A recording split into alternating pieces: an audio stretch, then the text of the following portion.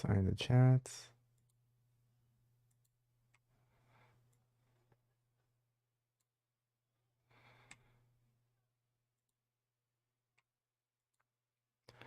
All right, let's see.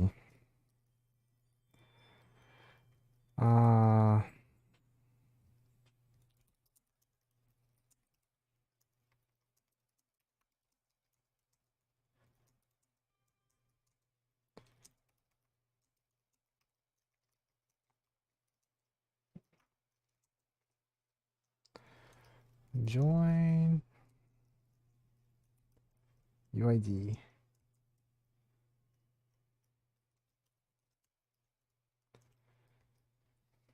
Hey, what's up, Mochi? How you doing? Hold on, I'm just like doing. I'm just setting some stuff up first. All right, I haven't actually set it up yet, so don't don't do anything. Don't do anything. Trying to turn it on really quick. Let's see, dashboard. Yeah, hold up, guys. I gotta go to my dashboard and set up the queue for what do you call it? Account showcases, CloudBot, name commands, queue. Yeah, queue. Close queue. Open queue. Okay, I gotta type it now. Account showcases. Account showcases. And I'm limiting it to just 10 viewers. I should have probably entered that, huh? So let me re-enter that, actually. Do this. I opened it. So I'm just, let's see. Remove. I should have probably re-entered that. Hold up, guys. Just trying to set everything up. Account. Doing account showcases. Today. To participate, please type join.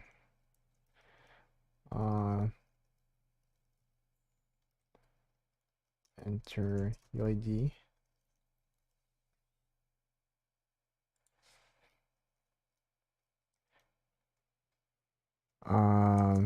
The limit is the first 10 to enter.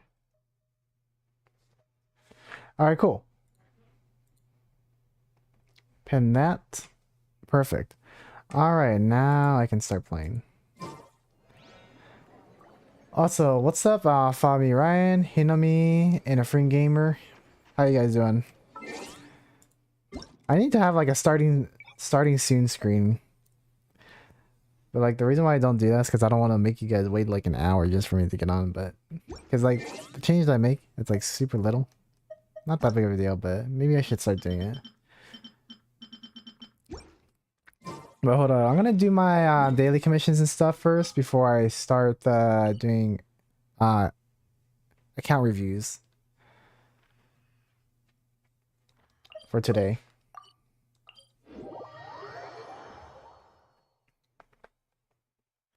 How are you feeling after yesterday, Akira? Yeah, I'm doing great. I'm doing great.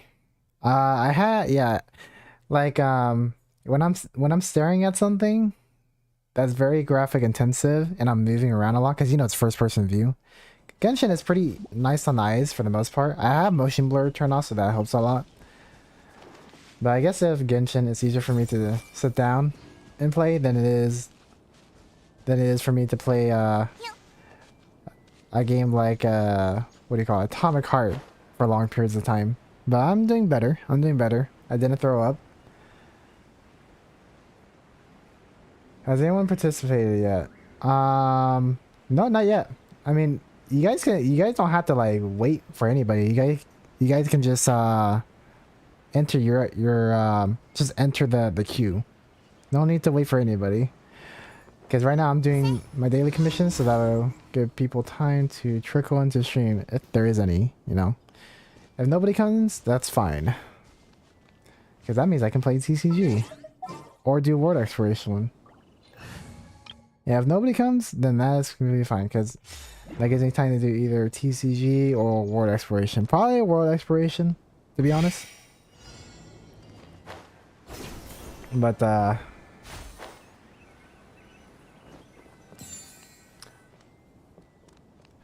That's so weird. Why are you number 4?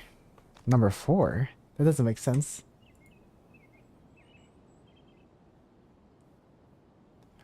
Oh, okay, yeah. Let's do that.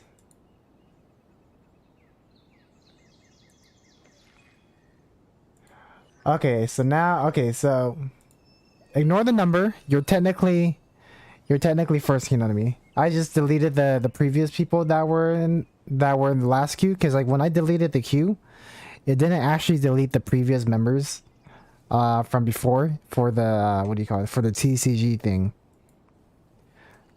Hold up. Let me go finish this really quick. Can I finish this before? I should have paused that.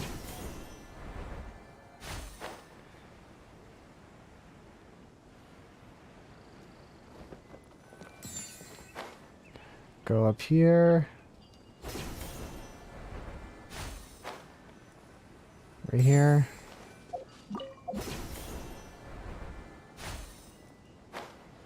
Is this it? No, it's not it. It's all the way over there. I don't have enough time. I forgot to pause the game when I was doing that. Alright, let's go back over here.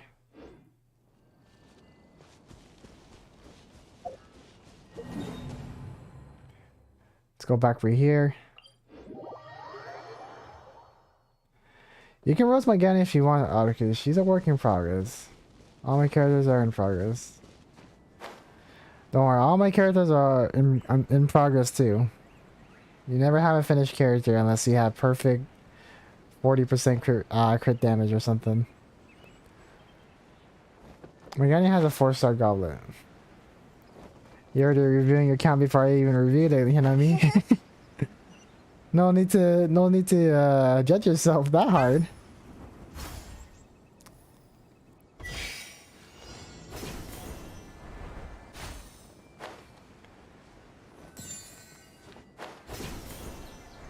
Well, I might be also going after like 5 minutes. I have some guests over. Yeah, no worries, no worries. Don't worry. As long as I have your UID, I can show everybody else.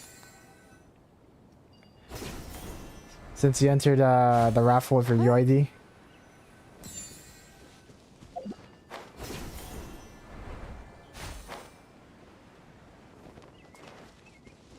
Okay, I'm thinking of participating, but please don't embarrass me. I mean, I can't promise anything. I can't promise anything in Free Gamer. Like, if you want to enter it, enter at your own risk. Don't worry, I haven't made any videos yet. You know. I should have started a long time ago, actually, making videos on people's showcases, but I haven't gotten to it, and then the good ones are already gone. But I love my Coco Go, but the artifact rolls are bad. To help me put what's right. It's more of like an account review. Yeah, I can do that too. I can help. I mean, but remember, like a lot of artifacts, it's just pretty much just an RNG thing. So I could say what you need, but it doesn't actually help with your rolls. But I can try my best.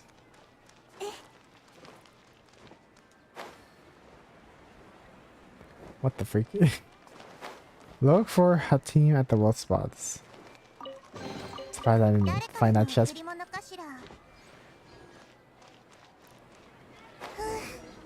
Wow, that was pretty easy. I went to the wealth spot and even ate the golden dish. What happened to him? But the result is this drop. This makes no sense. How is this market making any sense? Where's the fairness? Team, we've been looking for you for a long time. Are you okay? I'll see you guys again. I'm fine. I'm great. Look, I'm not missing an arm or leg or anything. I just lost my deposit. So sorry? No, this is not your fault. Don't take it to heart. Of course, it's certainly not my fault either. What's truly to blame is this market for being bad. Oh my god, blaming the market. It makes no sense. It doesn't follow rules. It just goes down like that and goes up like, well, it didn't go up. Really are. Never mind. I simply cannot believe it. I cannot believe that I had seen the exceptionally rich from Kalimi still cannot conquer the future trading. Didn't you lose everything? It doesn't matter. I still have plenty of backup funds. And if I don't have any more on hand, I still have working capital and assets everywhere. Just you wait. Kalimi Exchange, I had team shall be back. That's actually a new part of that commission, which is why I was reading it. For the Hardbringers. You're building pity or gotcha addiction? Building pity. I wanted to build pity. I wanted to build pity for Raiden. Where you're building pity. Oh my god, don't build pity. Like, the thing about building pity, it just doesn't make sense. Like, if you're already spending Primogems to get a character, then you might as well just save it for when the character actually comes out. Because, like, since it's an RNG thing, like, building pity comes as default when you wish. What you're really risking is just not getting the character you want. Unless you don't mind getting the character, if that makes sense. If you don't mind getting the character from the current banner, then that's fine. But if you don't want the characters from the current banner at all, then there's no point to that, because whether you spent the Primogems or not, whether you spent it like now or then, it wouldn't change the pity if it's RNG based, if that makes sense. It just doesn't make sense. Like, logically speaking, like, the math doesn't really add up. The only time when it works is like if you're lucky, that's it. C1 Wander and C0 deal. I know I made a mistake. Yeah. Like building, like, yeah, like when people say building pity is a bad idea, it really is. Like if you're building pity, it's literally the same thing as wishing any other day. It's the same thing. You're just risking getting another character early, that's it. Unless you want the character, that's great. If you don't want the character, then it's definitely not a good idea, because you're building pity whether or not you're wishing on the banner, because you're still going to be left with the same amount of Primogems you spent before. The first Wanderer, my friends made me wish for him. Made you? What? Peer pressure.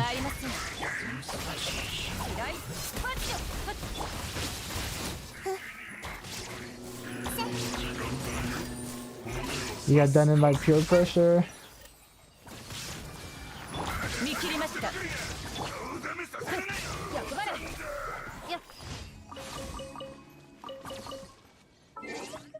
How many 50-50s have y'all lost so far? I mean, I don't really know. Like, let's see. The only way to tell is by looking... So Tignari actually counts as a 50-50 loss since I got him in a 50-50. So that's one. Diluc, 4 times. Because, you know, first time is C0 and then 3 other times, as you can tell. So 5. So 4, 5. 4, 5. Where is it? So 4, 5. 11. So that's 11. 11. 13. 13. Who am I missing? 13 is good. Who else am I missing from the last 13? Unless that's everybody. That might be everybody. No. Jean. 13. 4. Yeah, 13, 14, 15. 15. Who else am I missing? Oh yeah, Kiki. 15. 15. 19. Yep, I lost a 50-50 19 times, guys. Awesome. And I still don't have a C6 character yet. That's actually probably the more amazing part.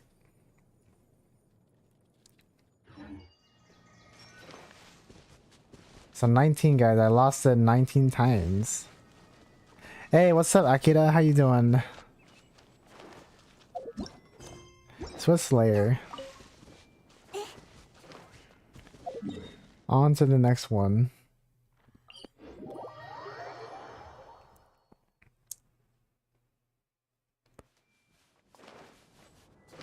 We were just talking about how many 50-50s we lost, and I found out that I've lost 19 50-50s.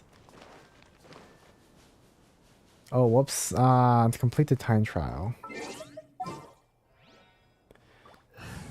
What is the character I have? Oh yeah, Nilo.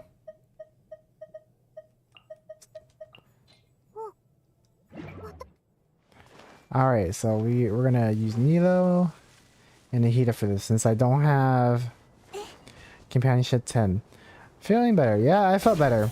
It took me a few hours after the stream yesterday, but I'm fine. I just get headaches when I look at games like that for long periods of time. Like, I was like, bleh. Near the end of the stream, bleh. I'm like, yep, I can't play anymore. But I'm fine.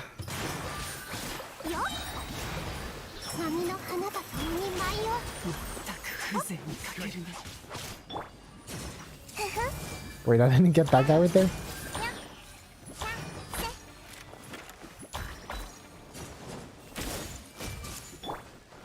One, two, three. Thanks for asking though. When I leave, I'll come back and check what you say about my Gabi. Don't worry, I'm sure it won't be that bad as you're thinking. I've seen worse, I've seen worse.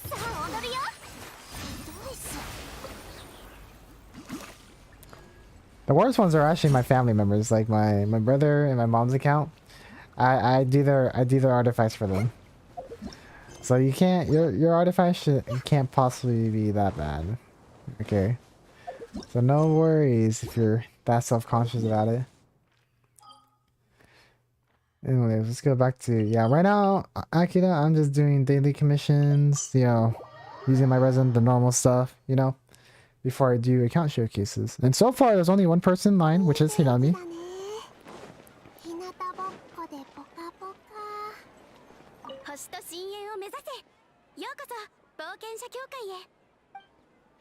Playing daily commission ward.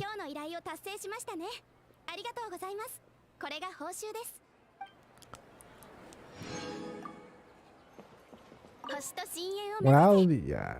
Oh wait, I just read that with the.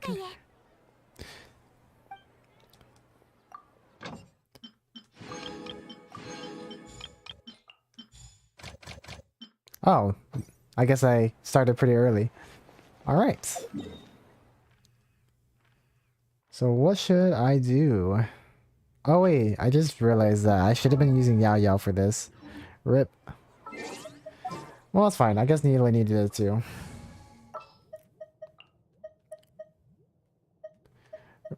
We will switch that back to Yao Yao. There you are.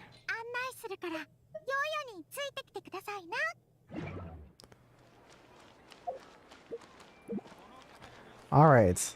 Now to use the last of my resin. Now, what should I use it on? Should I use it on Cookie? I think Cookie is fine. I got the main stats. By the way, are they adding new artifacts to Dea? If you guys know, in the 3.5, are they adding new artifacts or nah?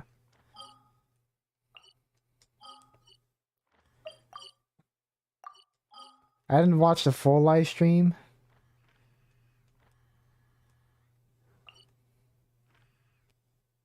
But if they aren't, then I'm probably just gonna farm this domain, because this domain is basically like a treasure trove for most of the characters I play.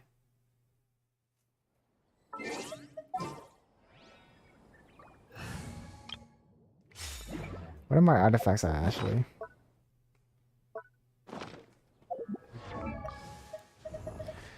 Hold on, let me switch my chat to live chat, because I just realized I had it on live chat. No. There. Perfect. No super motion video games. Oh yeah, especially the games that have like a bobbled camera effect. That really gets me sick. I'll try my best though. What's funny, I can play VR. Sorry, I'm trying to figure out which artifacts I didn't level up.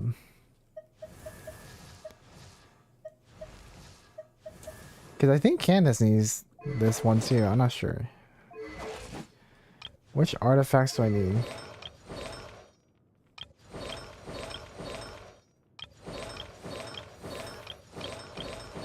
Who have I not leveled up?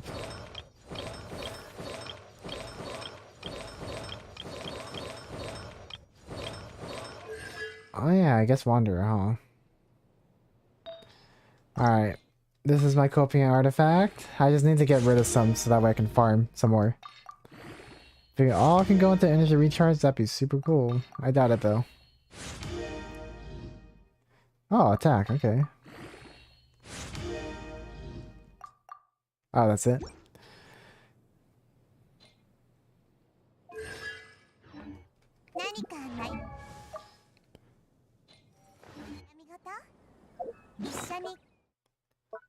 Let's see. Artifacts 130.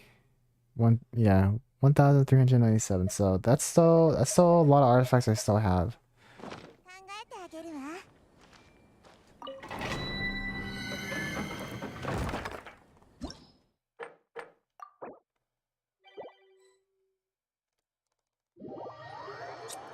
Wow, just not your day, Akira. With the rolling.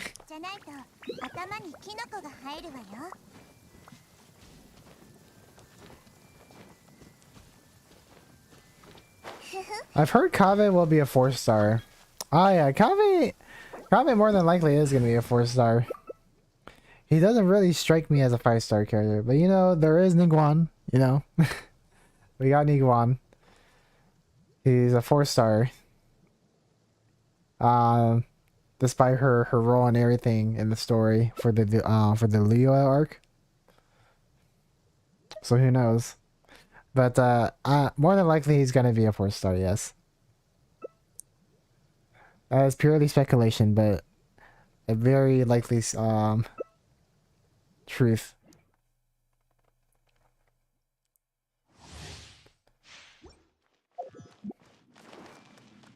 Aha.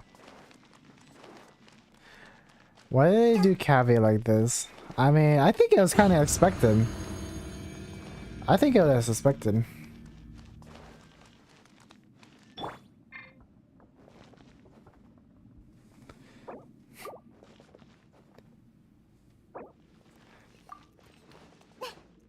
Don't worry, we can...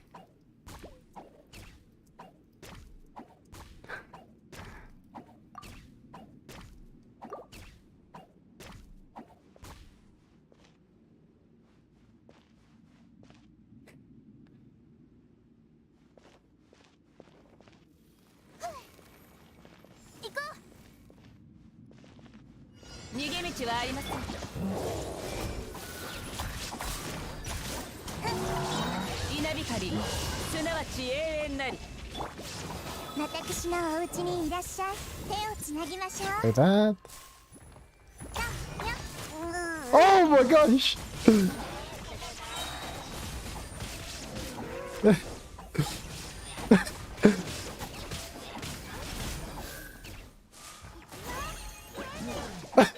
Oh my gosh.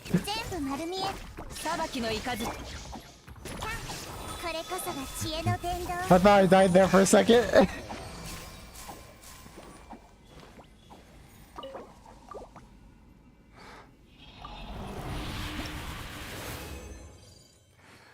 Alright, HP defense.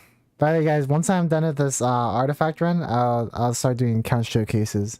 And if we end early, I'll just do a bunch of other random stuff that I haven't done yet, which is world exploration or TCG. Probably world exploration though, since I kind of already gotten all the coins I can from TCG.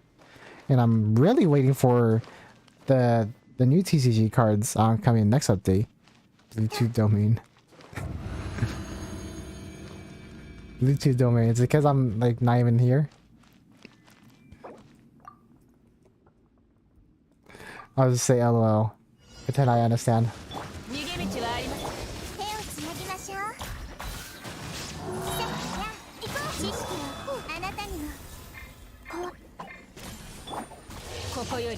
So wondering why I'm just doing this?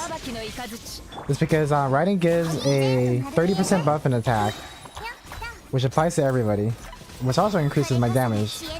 Like look at that, 59,000.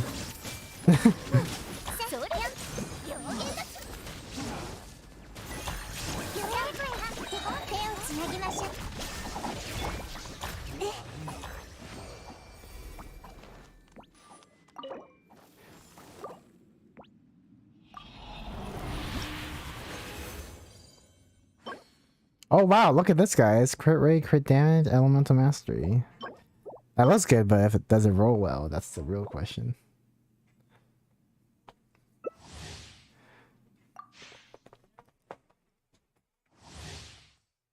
He'll probably be, let's see. Kyrie didn't deserve it. They also made him carry a briefcase. And kicks him out. Oh my gosh. 2.5 kills. Oh my god. Oh, what? Oh. Dang. 見切りました。私のお家にいらっしゃい。全部丸見えね。稲光、すなわちえ。手をつなぎましょう。Do this. これこそが知恵の伝道。全部丸見え。逃げ道はありません。Having Huta there helps a lot with the shield damage.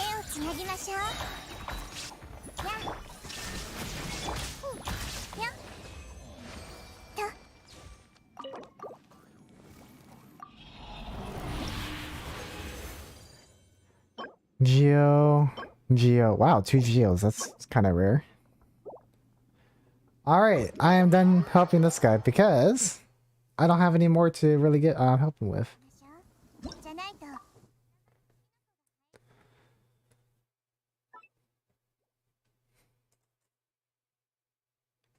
Yeah, Baidu for sure will be in 3.6. If not, I lost faith in MiHoYo. Yeah, I think he'll be in 3.6 because of like, you know, they kind of did it today. Like they had like not what do you call it? They had like two reruns, right, with same characters, right? And then they're doing Dea, and then Dea is gonna come out, and then another rerun, and then another 3.6 update with hopefully probably Baizu and Kave, right? So hopefully it'll go down like that, because like if it does, then that gives us a lot more time to save. Especially me, because I'm gonna be spending things back to back. Also, what's up, Nice? Or I mean, Eggs? I read the message that you sent, not the username right next to the message. Alright. I guess we'll just go to the J chamber. It's nice and quiet up here. It will surely be because of the pattern of the Archons. Ah yes, unless they just decide to not do that. But considering that they gave Sino a rerun, you know, it's very likely that Nihida will come around. Let's see, do I have everything? Alright, I think I got everything. Anyways, I guess I'll just start doing the account showcases, huh? Hold up, let me just stop the recording. And switches to Enka Network Showcases. So let me look at the dashboard, guys. See who's there. It's Hinami. Okay, cool. They're in the Asia. Is it Asia server, I believe? I think it's the Asia server. Copy. We're gonna switch to Enka Showcase. There it is. You guys will still hear the ambient noise in the background, but you know, I don't think there's any music. All right, let's look at Hinami. Please enable showcase. Well, I can't look. I can't look at your showcase because you have your character details hidden. So if you want me to be able to see your showcase, you're gonna have to enable it. All right, I guess we'll go back to playing while we wait. Let's go to gameplay. Go back. Oh wait, I gotta enable chat so that we can see your guys' chat. Alright. While I wait though, I'll go organize some artifacts for Dea. Like, what should I put on Dea, huh? Why? What?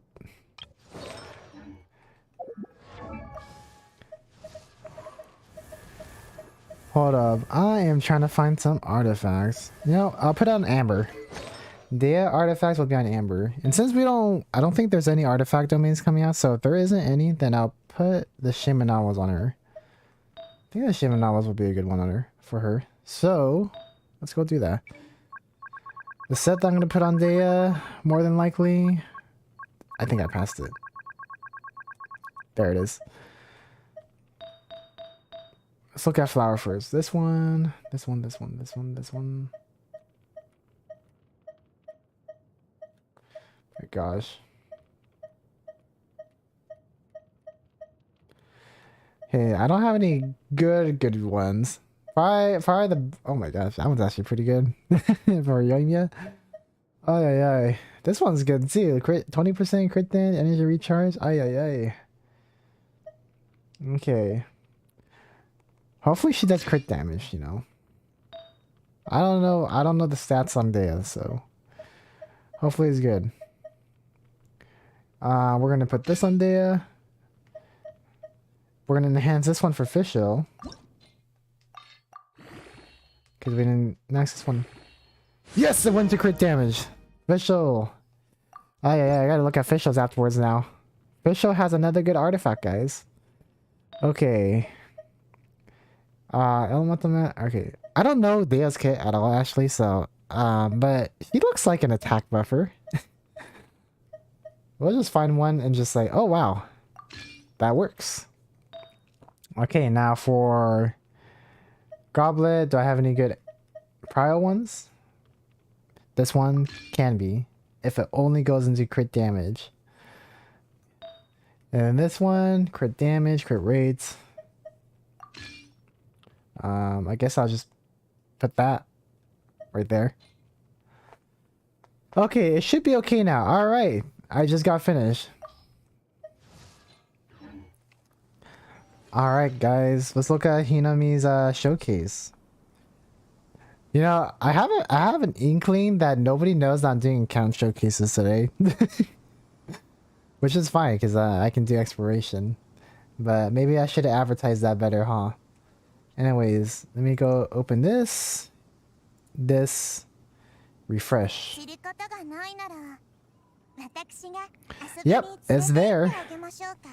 Alright, so Hinami, you have... Hold up, let me pause this game because...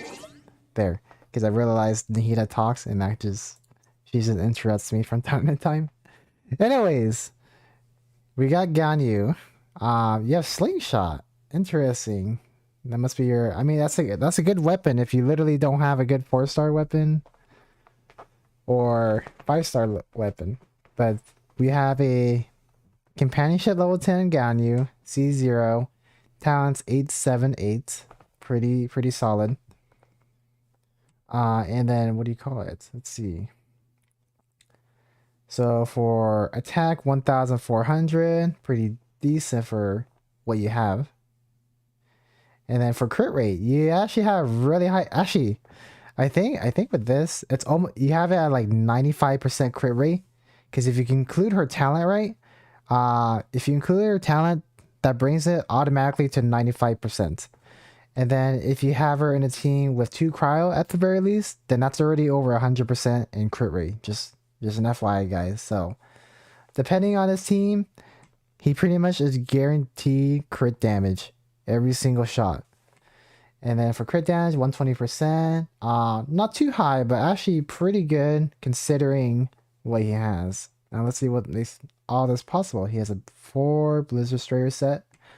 Not a set that I would personally go with. I would actually go with the Wanderer Troop set because that buffs her main attack, which is her charge attack. That's the main focus. But considering it's at least Blizzard Strayer, it's still pretty good for like a sub DPS Ganyu. But as a main DPS, I'm not too sure. But let's see. Let's look at their flower. They got crit rate, crit damage. I mean, they actually have all good 4 substats, but none of it went into crit rate, crit damage. All of it went to either Elemental Mastery or Energy Recharge, which I would say is like bad. But considering that like there's no bad substats here, maybe except for the Elemental Mastery, but it can be good as a sub DPS with like a melt team probably, but better than most people. Anyways, feather crit rate. You have 5% and the energy recharge 15% again, and then you have HP and defense. I'm sure you don't want to talk about this. It speaks for itself. And then for your timepiece, you have your crit rate, attack, and then a lot into HP and defense. I don't think any of it went into crit rate or attack. Ay ay ay. Yeah. This is Copium for sure. Anyways, and then for your crowd damage bonus, I'm actually surprised that you got a crowd damage bonus, Goblet, along with. Oh wait, never mind, never mind. I thought you had a 5 pieces of the wizard the Blizzard Strayer set, but nope. The Wanderer Troop timepiece is what you got over here. Anyways, for crowd damage bonus, you are pretty lucky, at least getting crowd damage bonus on a Blizzard Strayer set. That's pretty rare. Anyways, you have 11% crit damage and defense, HP, and attack. So one of them went into HP, and then it pretty much split between attack and crit damage for the most part. So it isn't like too bad. And then for crit rate, that's why your crit rate is so freaking high, because you have a crit rate circlet. So you have crit damage, attack, energy recharge, and attack. Wow, all good force-up sets too. Like personally, I would actually like, considering how high your crit rate is, you might as well go for a crit damage circlet in the future. But like if you do replace it, I definitely would not get rid of this this circlet. It's a pretty solid circlet. Now let's look at your Raiden Shogun. Companionship 9. So you must have gotten her in the last rerun, the latest one that appeared, I'm assuming. If not, then I'm pretty surprised that you have her at Companionship 9. Listen, these artifacts are yeah, I don't have a good timepiece yet. Don't worry, no need to explain to yourself. I know it's all RNG. Don't worry. I'm just saying what I'm just saying what I see. Anyways, the catch. R1, lazy. He has the catch by R1, guys. If I see the catch, I want to see that R5 for sure. Minus like 1,000 points for that, just for that. And then for your talents, you got 5, 8, 10. That seems pretty reasonable, especially you maxing out the burst first, and then the talent, it looks like you're gonna do second. But for attack, 1,300. That's actually lower than you're gonna use, but it shouldn't matter too much, especially with the amount of energy recharge you have, 262, since she scales off of electro damage bonus. And you have 111% from this energy recharge, which is pretty solid. And crit rate is really low. You definitely need to work on that crit rate. But for crit damage, that's actually pretty decent. That's actually really decent, especially considering that you're using the catch and everything. So all these stats right here for crit damage and crit rate, all of these are just straight from artifacts. And I can definitely understand the crit rate, because like trying to get a good crit rate on all the artifacts is really hard. But let's see what makes all this possible. Crit rate, crit damage, elemental mastery, energy recharge. Again, all 4 good substats. Most of it went into elemental mastery, just like the other one. And I think that's the same exact number too, if I'm not mistaken.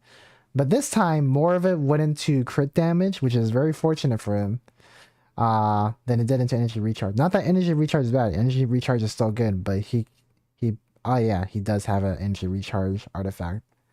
So these are all good 4 substats. Pretty decent, especially for all good 4 substats. Now for your feather, crit rate. This is your higher crit rate, isn't it? Probably. Yeah, I think that's your highest crit rate. Anyways, you have 7% to crit rate, defense, rip, energy recharge. Your best thing was basically a 7% crit rate, especially considering how your overall crit rate is already at 18%. So this is a big game changer for him. And then for energy recharge, this looks like a 4-star. Yeah, that is a 4-star.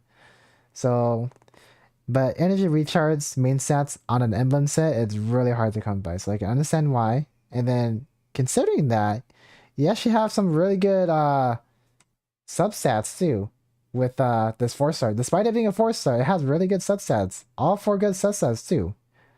You're actually lucky getting 4 in the first place. Crit rate, crit damage, elemental mastery attack. I don't know. This is actually pretty good. Like, what the heck? Like, if it wasn't for the fact that it was a 4-star, it would have been pretty solid. But still, that's still really good either way. Like, it's probably better than what I have on my Raiden.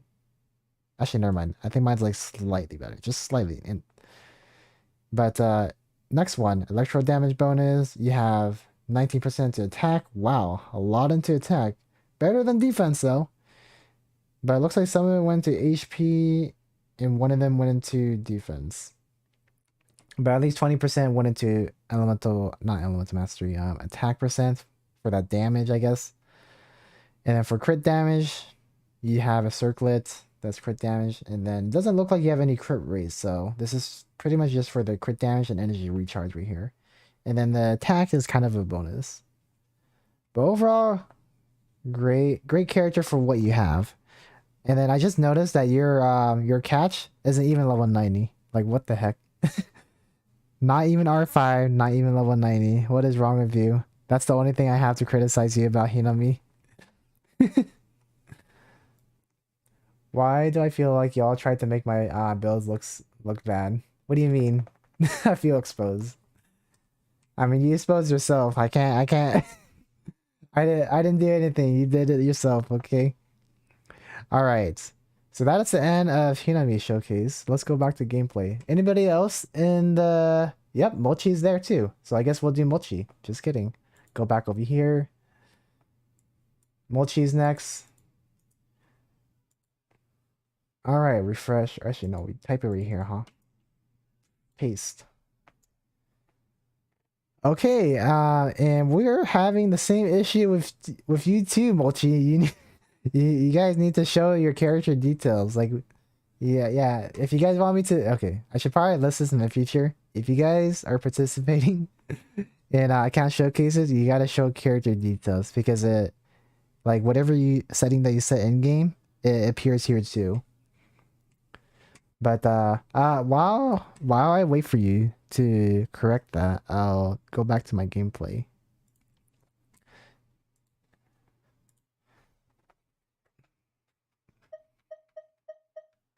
I did it so I can do it, but I'm gonna work on Raiden's weapon. Yeah, definitely work on Raiden's weapon. It didn't load, I think. It didn't load?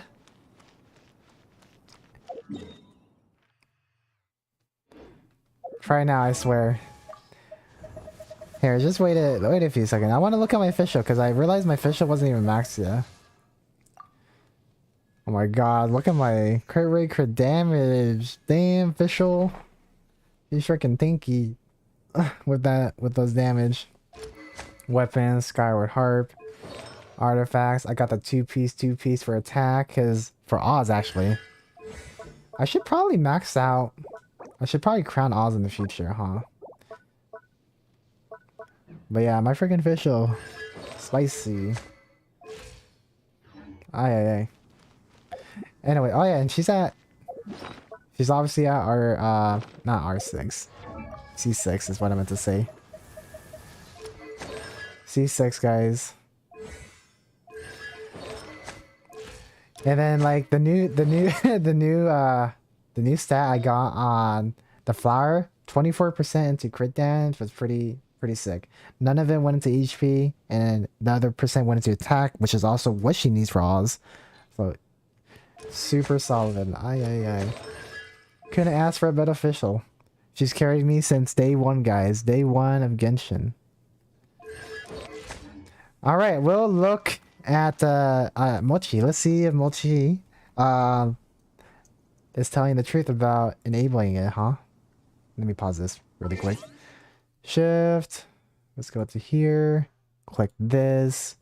Refresh. It is here. Mochi is telling the truth. He wasn't lying.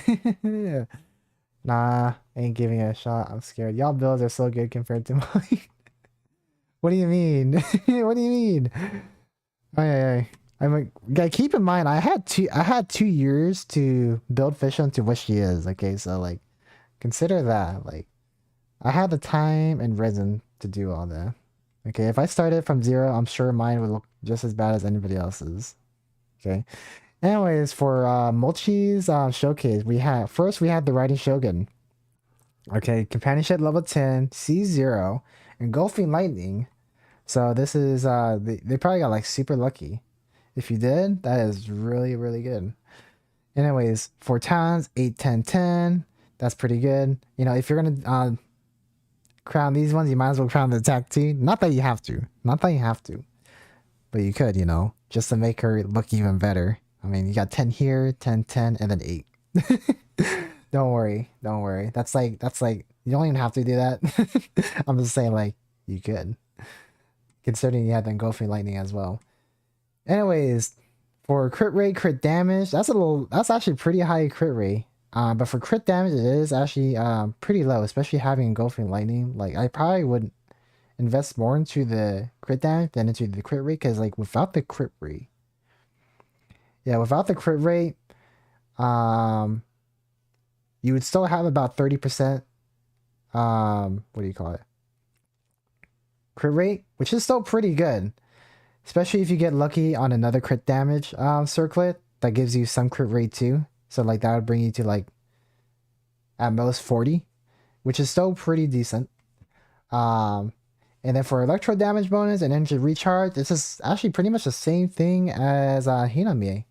Yeah, for the electro damage bonus, it's at 111%. I don't think the decimal is exactly right in when you're comparing, what do you call it, Hinami and Mochi, but for electro damage bonus, it's pretty much there. Pretty much the same thing. Attack, 1,900. And then for, let's look at the flower. Oh my god. Oh my god. Oh no. Not the 16% into defense. Rip. At least you have crit rate. Okay, that's a big plus. At least you have crit rate. That's a good thing. Now for your feather, you have 21% to crit damage, 6% to crit rate, and your recharge and defense. At least none of it went to defense, so that this is a all okay artifact for sure. Now for your timepiece, you have energy recharge, of course. Oh, at a 4-star too. I guess it's not too different from Hinami. I guess you and Hinami pretty much have the same build. I guess the major difference is probably the weapon, I would say. But and then for electro damage bonus, same thing. But let's see if your substats are better. Not that much actually. Crit damage, I mean crit rates, and then you have attack percent, and then HP and defense. One of them went to HP, which is unfortunate, but at least most of it went to attack. Preferably would have went into crit rate, but at least most of it went into these two versus like just this. Like the other week, guys, we had somebody come in with like 1,000 HP into one substat. That was pretty gnarly. If it was for an HP character, but it wasn't, which made it even worse. But your best one is definitely, from what I'm seeing, looks to be your circlet. Mainly because you have 25% into oh yeah, all 4 good substat, guys. Attack, energy recharge, which is also what she needs. And then 25% to crit damage on a 31% crit rate circlet. So this is definitely your best artifact for sure. I'm really, really liking this. What I'm not liking though is the crit damage. It could be higher. It could be higher. Especially considering you have engulfing lightning, you might as well just invest into more crit damage in the future when you can. But obviously looking at this, it's definitely just an RNG thing, so don't sweat it. Your Raiden already does a lot of damage as it is. Anyways, okay, I'm trying here. Okay, I'm gonna work sweat and tears on the weapon. Oh yeah. I'll keep judging the catch. You know, I mean, don't be mad. I got roasted for my R3 catch on 2 streams. Yeah, now you don't have to fire anymore, Mochi. Wait, was that your brother? Wait, so Mochi, was that your brother's? You said this is your brother's account, or is this your account? Because you were talking about a sibling's account, right? I'm not sure. Missive Windspear. Anyways, Black Tassel. This person, yeah, you definitely know how you're building Zhongli. Black Tassel, 100%. I personally didn't level up the Black Tassel because I'm too lazy. And plus, I have the Hu Tassel now, so I don't really care. But the fact that you're using Black Tassel, I already know your HP is gonna be massive, which it is. It's almost at 50,000. Man, they just need like 200, yeah, just 201 more HP for it to be at 50,000 HP. But still, with this Zhongli, you ain't dying. And then they have the companionship at level 10. And you have 286. Nice. And then for crit rate, crit damage, I mean, I'm not really going to judge this too much because, like, the fact that they're already focusing on HP in the first place just shows that they don't really care too much. But the fact that you have 88% on crit damage and 21% crit rate, which is actually pretty high, especially considering that you're relying only on 3. Yeah, that's just 3 substats from 3 artifacts. You got 21%. That's actually pretty decent. But for energy recharge, 126, not super high, but I mean, because Zhongli's shield is probably the biggest factor in this, it probably doesn't even matter. But with this Zhongli, you ain't dying. Like, in terms of like shield, this Zhongli is better than mine. So that's pretty solid. I'm surprised that they don't have the max yet. Do they just not have the Mora or something? Guess not. But moving on, companionship level 3. I'm surprised. Like, even with Venti rerun, he's been out for quite a bit. So him being a companionship level 3, kind of interesting. And then for your talents, 3, 7, 8. I'm assuming, yeah, you got stringless. So they're building Venti as a not sub damage, but like as a animal support. Especially with the Viridescent set. Now, if I'm right, yep, Elemental Mastery all around. So this one, it doesn't really matter too much. So the substats that we're looking for is Elemental Mastery and Energy Recharge. Those are the 2 main stats that matter the most with this build. So crit rate and crit damage is cool, but with this specific build, the better selection would definitely be Elemental Mastery and Energy Recharge. Either or. Crit damage and crit rate is just kind of like a bonus, you know? But in turn, like, with Elemental Mastery, along with the Stringless, they have 741 Elemental Mastery, which is pretty high.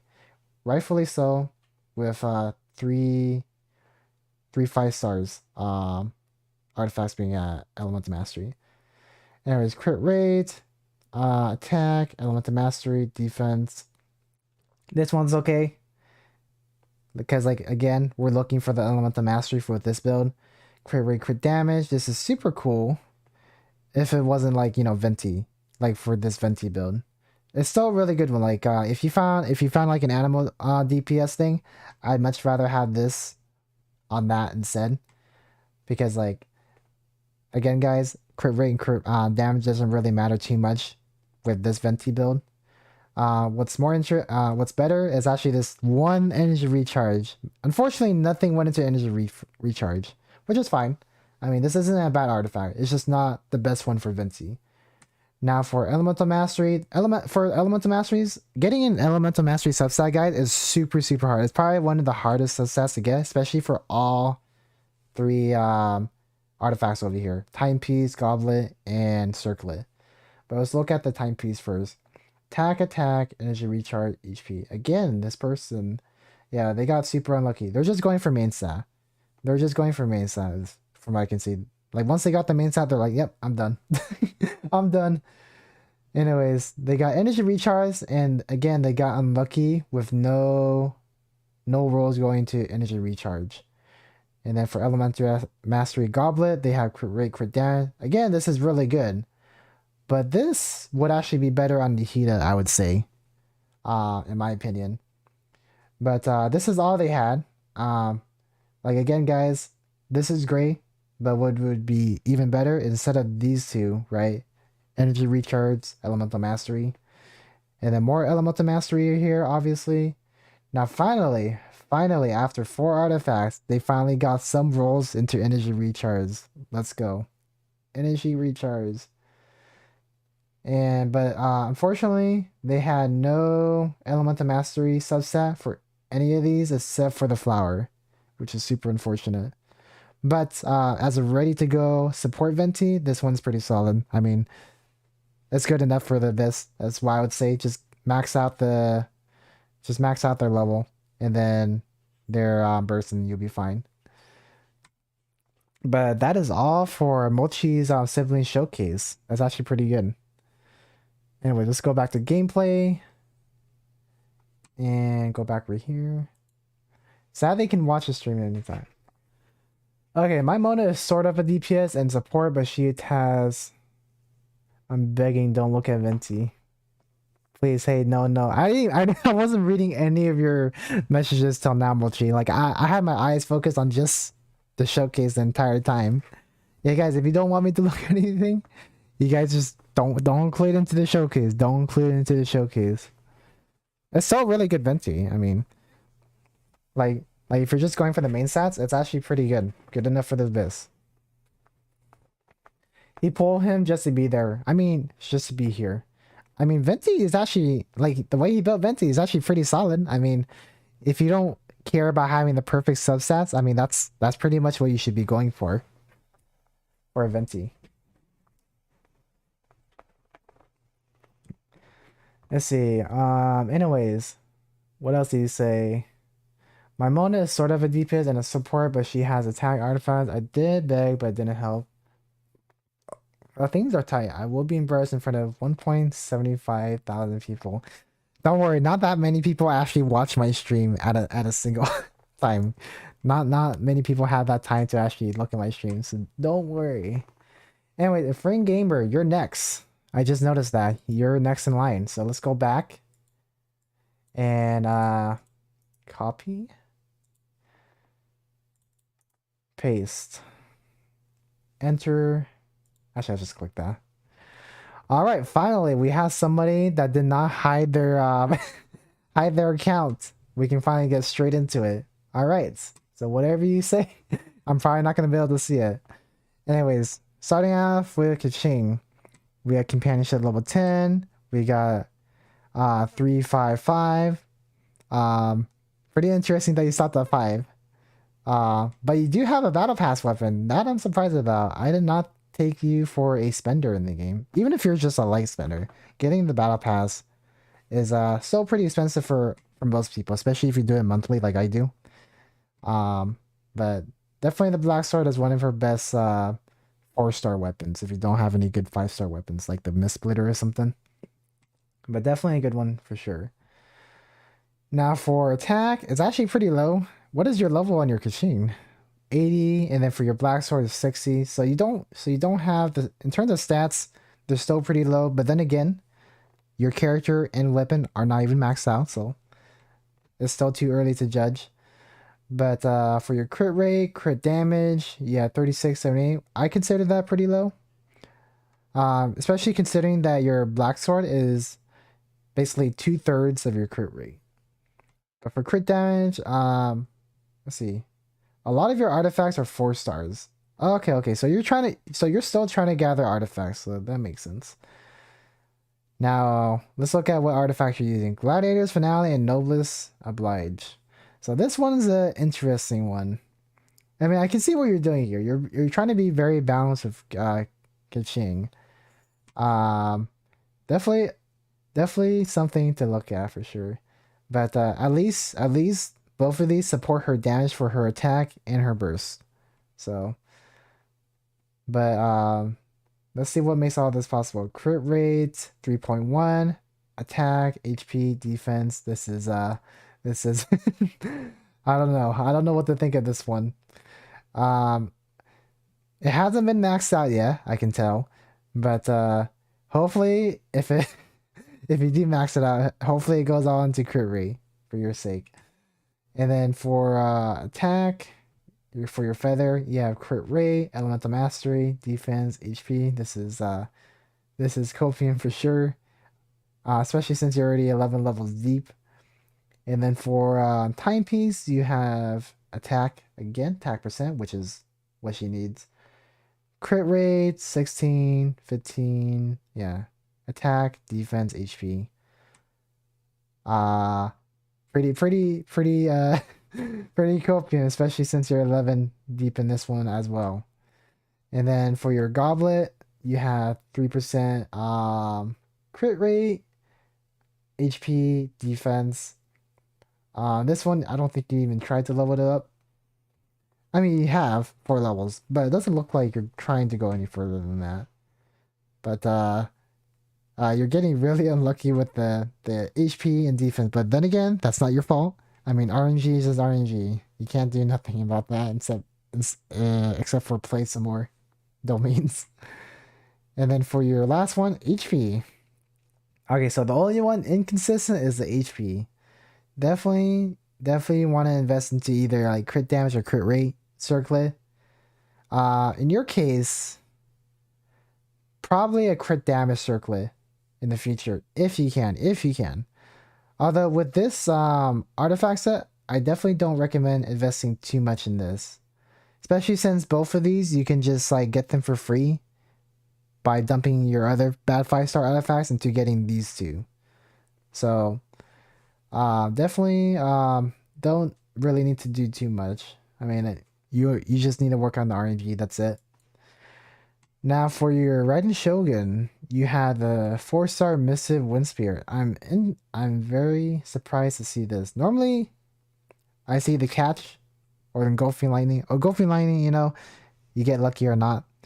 But for this one, I definitely am surprised that you picked Mrs. Wind Spirit, especially since the catch is her best free-to-play weapon that you can attain. But if it works, what is this? If it works, it works. Now for your HP, attack 1,600. That's actually pretty high, but that's also part because of this as well. Now for your crit rate, crit damage, that is super low, especially at level 90. You have your Raiden Shogun at level 90, and your crit rate, crit damage are abysmally low. I said that wrong, didn't I? But hey, at least your crit damage bonus is pretty decent, 42%. Energy recharge, it is far lower than where it should be at. For reference, when you're building energy recharge for Raiden Shogun, you want her energy recharge to be at the minimum 250%. 250%, mainly because the higher her energy recharges, the higher her electro damage bonus is. So the fact that your energy recharge is that low signifies why your electro damage bonus is pretty low too. Hey, what's up, Mr. Mark? How you doing? And hey, what's up, Morrigan? Sorry, I was reviewing Osmanthus wine, but that is Infring Gamer. But yeah. Now let's see what makes all this possible. Crit rate, attack, HP, defense, attack, and then for the feather, elemental mastery, HP, defense, energy recharge. At least energy recharge is a thing, you know. Oh wait, you have energy recharge for 4 of your artifacts. Substats, I mean. So that's something at least. Now for this one, you're building elemental mastery. Are you building her for reactions? Ray, is your Raiden Shogun a reaction? A Dendro reaction character? What? I mean, I can see it working. Yeah, let's look at your Elemental Mastery. Yeah, your Elemental Mastery is at 239. I mean, if you're going to go into Elemental Mastery, you might as well just make everything else Elemental Mastery too. I mean, I'm sure it could work with Dendro. Like, I can see that working. But, definitely for substats though, I would definitely aim for, yeah, if you're going to do that, then I would actually recommend just you going Elemental Mastery for all 3 of them. If you're going to go that route. That would explain the spirit too. But for your goblet, you have an attack goblet. For this one, at least there's Elemental Mastery here. Elemental Mastery, Energy Recharge, both good for Dendro reactions. And then for HP, we don't talk about that. And then for defense, oh wow, you got defense. You got defense for this one, okay.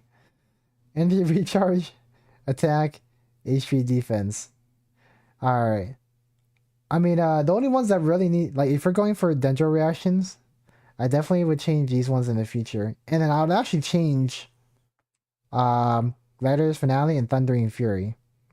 Like, if you're going for dendro reactions, like just purely dendro reactions, I would definitely go for the Sumeta domains. Because those are way better for what you're trying to go for. But if you're trying to make right into like a main DPS, you definitely want to use this Emblem of Severed Fates. If you're wondering what that is, here I'll show you on mine. If you're wondering what that is, oh whoops, I gotta use my controller, huh? Yep. I'll just show you what artifact. It's these ones. These artifacts. If you just look where it's highlighted green on the right side of the screen, Emblem of Severed Fates. That's the name of this artifact. But you find that in the Inazuma domain. But I'm not sure if you have that unlocked. I'm assuming you do. Actually, yeah, you are. You're at like AR 57, I think, right? 57, 55, one of the two. But this is definitely your bread and butter for artifacts for Raiden. I mean, this is actually pretty good for like just overall. For most teams, I would say. Just in case you're wondering. Anyways, that is it for their Raiden. Yes, if I use Nahida and do Raiden's Let's Go, then I use Motor for Hyro and it kills off anyone easily. Yeah, if it works, it works. Now for like if you're doing it for Abyss, I would definitely take a different approach because like the Abyss is definitely much harder. Unless you 36 star the Abyss, then I am actually in awe if you manage to do it with this with these characters on your team. But in definitely the open world, if it works, it works.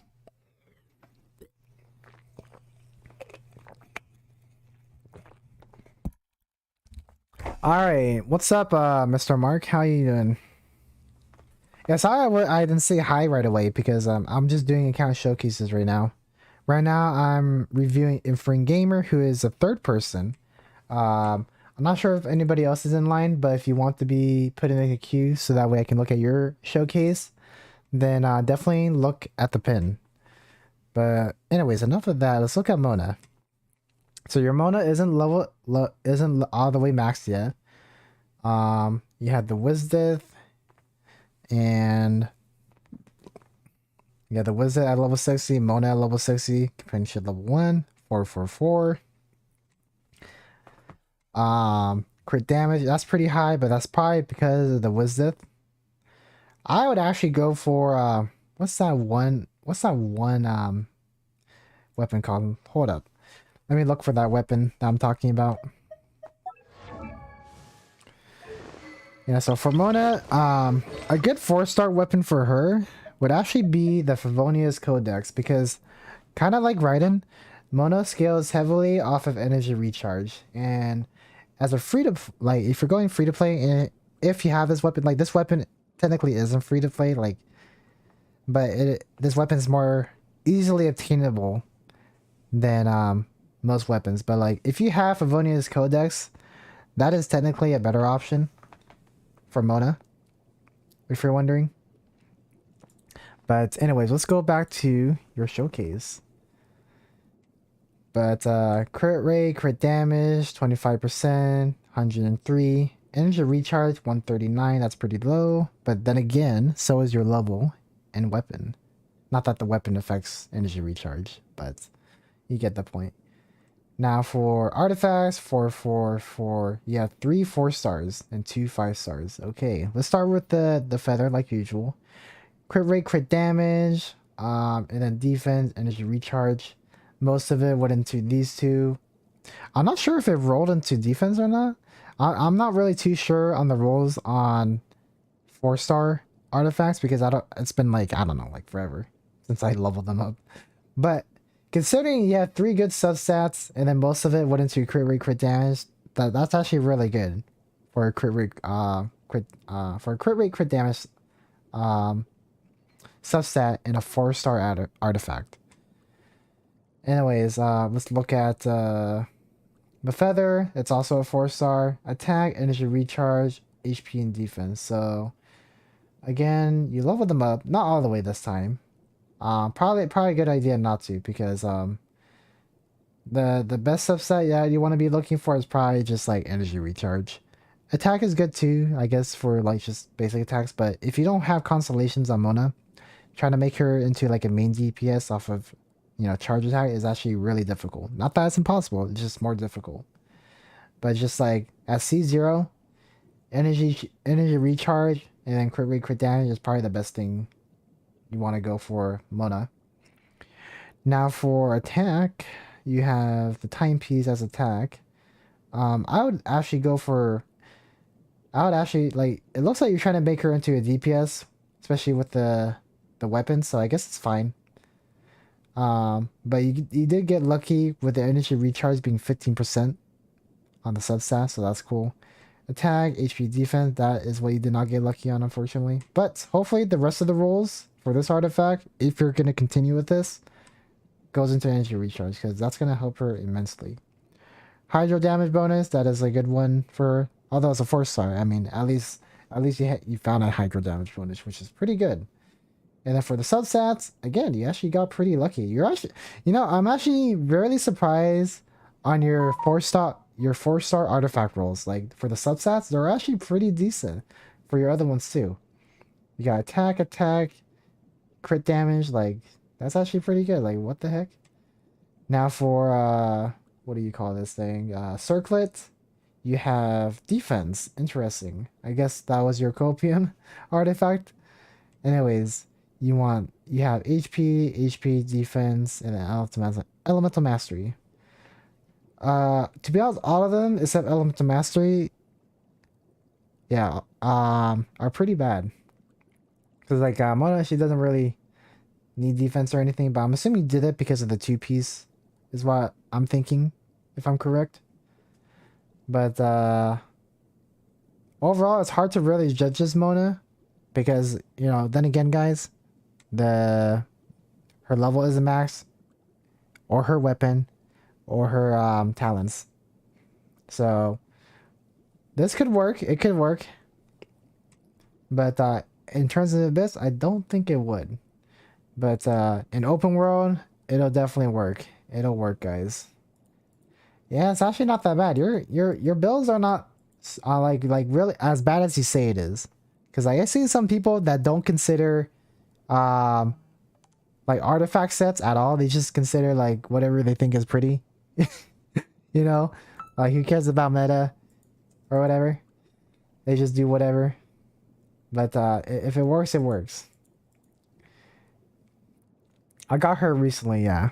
Yeah, Mona's a really good character. She's like super broken if you know how to use her properly. With me, I don't know. I mean, I do know how to use her properly, but I'm too lazy to use her properly, and I don't have to, fortunately, to use her in Spiral Biz, which is good for me. But nice showcase. That it definitely wasn't as bad as you said it was. Like it definitely could have been worse. So fortunately for you, you're doing better than a lot of people. So don't worry, Frank Gamer. Don't feel like you're behind. Okay. I mean, a lot of it is RNG in the first place, right? Let's go back to gameplay. Anybody else within? Okay, Mr. Mark. We're doing Mr. Mark next. Okay, I guess we're going back over here. All right, Mr. Mark, you are next. Copy. Paste. Go right here. Let's see if you have it. Yep, you have it shown. All right, we have almost a full showcase. We have 1, 2, 3, 7. We have 7 characters for a showcase. Hold on, let me drink some water because I've been talking a lot.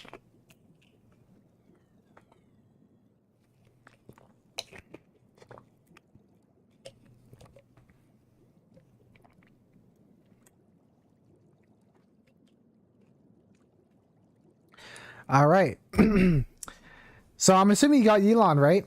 You got lucky on Elon because her companionship is at level 4, and that's pretty recent. So you definitely have to have gotten her in what do you call it? This current banner, I'm assuming. I didn't put on sets because my luck is bad. Oh, can I put another UID in my cousins? Thank you, Otaku. Well, fortunately, I can only do one at a time. And if they come on, or if you make another account and enter the pool, I can't add them to the list because like how Streamlabs work, it only does one account at one time. So unless they come on and enter in chat, or if you go on another account and then you enter the account information, you know, into the queue, I won't be able to see it. If that makes sense. Just letting you know. I don't mind doing it. I don't mind doing it. You're just gonna have to like have them go on their account, or you go on your account on another account on YouTube. I know it's confusing. It's dumb, but that's how Streamlabs work. I wish I could change it, but if you can do that, then I am all okay for it. All right, let's go. Let's do Mr. Mark's showcase. Anyways, they have level 4 companionship. Yeah, it's gonna be a long day. It's gonna be a long day. It's gonna be a long day, guys. I'd like to go into detail with you guys because you guys put so much effort into these showcases, so I gotta make sure I don't miss the little details. But right off the bat, we have C0 Yelan, fully maxed out already, and then you already crowned her elemental skill, which is super good. Haven't done anything for attack, which makes sense because like her main kit is pretty much centered around her burst and her elemental skill, so that is super cool. And then for the weapon, you have an R3 stringless all the way maxed, and it looks like you're doing a lot of elemental mastery because like for your elemental mastery 417, that's actually like freaking high. It's like really dang high, but it looks like you were just getting unlucky with elemental mastery specifically, so I'm assuming that's not what you're going for. But for your crit rate, you have 62% and 96 into crit damage. Wow, that's actually like really high. Yeah, it does. I'm not even sure. Oh wow, you were just getting lucky into crit rate, huh? Nope, you weren't. I think crit rate is a stat that ascends when she is ascending levels, I think. So that's probably the reason why their crit rate is actually pretty decently high. Anyways, energy recharge 181. That's actually pretty good. Okay, that makes sense because you have energy recharge timepiece. And then hydro damage bonus 15%. Where's that 50% coming from? Oh, it's coming from the Heart of Death tenacity of the Millith. It's from that. It's from the 2-piece Heart of Death set. Anyways, for your artifacts, you have tenacity of the Millith and Heart of Death. 15% hydro damage bonus, and then I forgot what was this. What does this do again? I think it buffs HP. I think that's what it does. Anyways, let's start with the feather. We have crit rate, elemental mastery. We got attack, defense. We got feather, crit rate, elemental mastery, HP, and energy recharge. And the thing with Yelan, guys, just letting you guys know, Yelan, the main thing that you're going for is energy recharge and a lot of HP because she scales on a lot of HP. The energy recharge because her burst takes super long to like level up. Not level up, but like her burst takes a lot of energy to charge up is what I meant to say. So that's why they have energy recharge timepiece right here for that to counteract that issue.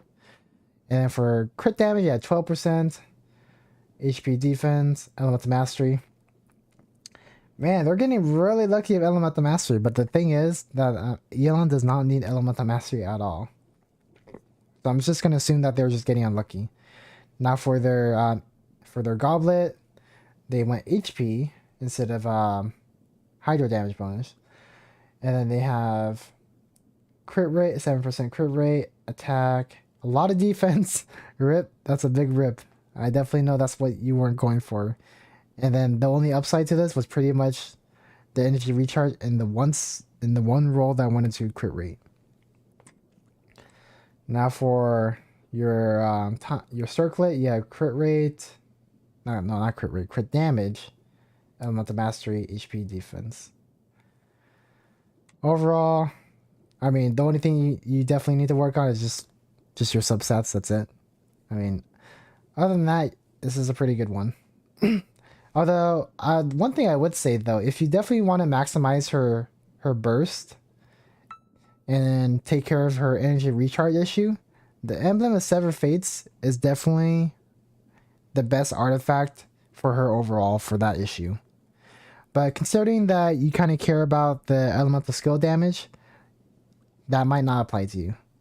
But in terms of like team composition with her burst, the MMS Everfate is definitely a better option. Hold on, let me just drink some water.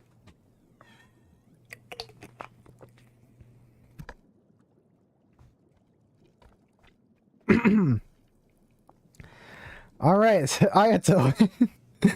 All right, you have the black sword, so you spent some money on the game. Congrats. You have a battle pass weapon. No refinements, so you're not like an everyday spender, I'm assuming. But Ayato and the weapon are both max, which is cool. And then again, you 4, 10, and 9. So you crowned his elemental skill. And his elemental skill is pretty good. But that also means that you're really dedicated to him being on the field, if that's the case, I'm assuming. But your burst is also at 9, so it's just one step away from just being whatever. But that looks pretty solid. Wow, look at their crit rate and crit damage, guys. 48% into crit rate, right? All that crit rate is coming from the black sword, but all the crit damage is there. 220%, guys. 220%. This is all strictly from just artifacts. From artifacts, guys. And I think when he ascends, I think when Ayato ascends, his crit, either his crit rate or crit damage is raised. I forgot which. But like overall, majority of this is coming from his artifacts, guys. Like pretty insane. Energy recharge 110%, hydro damage bonus 46% because of the goblet. Makes sense. Now for flower, how does this make all this possible? For flower, you have 20%, 21% to crit damage, and then HP, attack, and elemental mastery. Probably I prefer it to be an HP because I think Ayato scales off of HP as well, if I'm not mistaken. If I'm mistaken, then that's fine. But either way, these are all pretty decent, especially with you getting 21% crit damage. Now for feather, crit rate, crit damage, defense, and HP. Oh my god, this is definitely copium for sure. I'm actually surprised, considering you got these rolls, that you managed to get 15% to crit damage and 7% to crit rate. That's actually, considering these rolls, you got pretty lucky with the feather. So it turned out to be decent enough, I would say. Now for, oh guys, I just realized the reason why the crit rate and crit damage is so good is because they have no artifact sets. They have no artifact sets at all. So just letting you guys know, I just did not notice that till now. So that's why their crit rate and crit damage is pretty good. They just don't have the artifact sets. And then for timepiece, right, we're on 22% crit damage, 11% HP, 11% defense. Rip. And again, I'm actually really surprised you got this number despite having 11% into HP and defense. So not entirely a loss. And then for hydro damage bonus, you have 3 good substats. Some of it went to defense, but majority of it kind of just spread. I think it just spread it out for the most part, huh? Like 2 of them went into crit rate, I'm assuming, and then 1 went into crit damage and 1 went into energy recharge. So you got pretty. This one kind of just evened out. Now for crit damage, you have 13% attack, HP, and defense. So this is the only one that could have saw improvement in terms of just like crit rate, crit damage, or energy recharge or anything. So this is the only one that could use improvement in the future. But I definitely would recommend having a full piece for Ayato. But if it works, it works. I mean, they're getting 11-3 in Inspiral Biz, so it's something. Now for Arataki Ito, guys. We got level 10 companionship. Sorry, I'm drinking, guys. I'm doing a lot of talking. We're on Ito now. Now for Ito, I actually don't have too much knowledge about him, but I've from the most part, I think he scales off of defense, from what I'm aware of, right? So just off of that, we're gonna be this assassin. He needs to focus on his crit rate, crit damage, and defense, and then everything else is kind of just whatever. But let's look at Arataki Ito. So Arataki Ito, level 90 white blind. That makes sense because of the defense substat, so that's pretty good. Now for your talent 788, this one, yeah, he's ready to use pretty much. If you want to level his talents even further, that's just pretty much if you want to see the numbers go up just by like 1,000 or something. But overall, he's ready to use. Now for defense, he has a whopping at 2,700 defense. Ay, that's a big number. Only too bad you didn't make it to 3,000, but still, that's 2,700. That's still pretty high. And then for your substats, you're actually doing pretty good. I mean, not substats, but crit rate, crit damage. 46 crit rate, 182 in crit damage. Energy recharge, none. Geo damage bonus, 46%. The only downside to this set is that he doesn't have a full set for this. For this set, I think it's this set, right? For the Husk of the Opulent Dreams, because I think he needs a 4-piece for this. I'm not sure. I don't know the build for Ito, but definitely you're missing out at least on a full set or a 2-piece set for his max potential. But for crit rate, crit damage, it's pretty solid. Now for your flower, 10% into crit rate, 19% to crit damage. That's like almost a 1-to-2 ratio. And then you got defense, HP. Nice. And then for this one, normally this would be bad, but for Ito, it is not, guys. 21% to defense. Let's go. And then 3% into crit rate, 11% to crit damage, which is also so really good considering majority of it ran into defense. Now for his timepiece, defense, of course, 6% to crit rate, 20% into crit damage, HP, attack, good artifact overall for him. Now for geo damage bonus, he has 19% into crit damage, 20% into defense, which again would have been bad, but not for Ito. Not for Ito, guys. We're winning in here. We're winning. And then for crit damage, you have a circlet, crit rate, attack, and HP. So this is probably the only one that could have been better. This is the only one that could have been better. But for sure, I definitely would invest into at least a 2-piece for something else, or just a 4-piece Husk of the Opulent Dreams. One or the other. Now let's move on to Zhongli. We have Companionship level 10, level 90. We have Primordial Jade Wing Spear. So you're going for DPS Zhongli too, okay.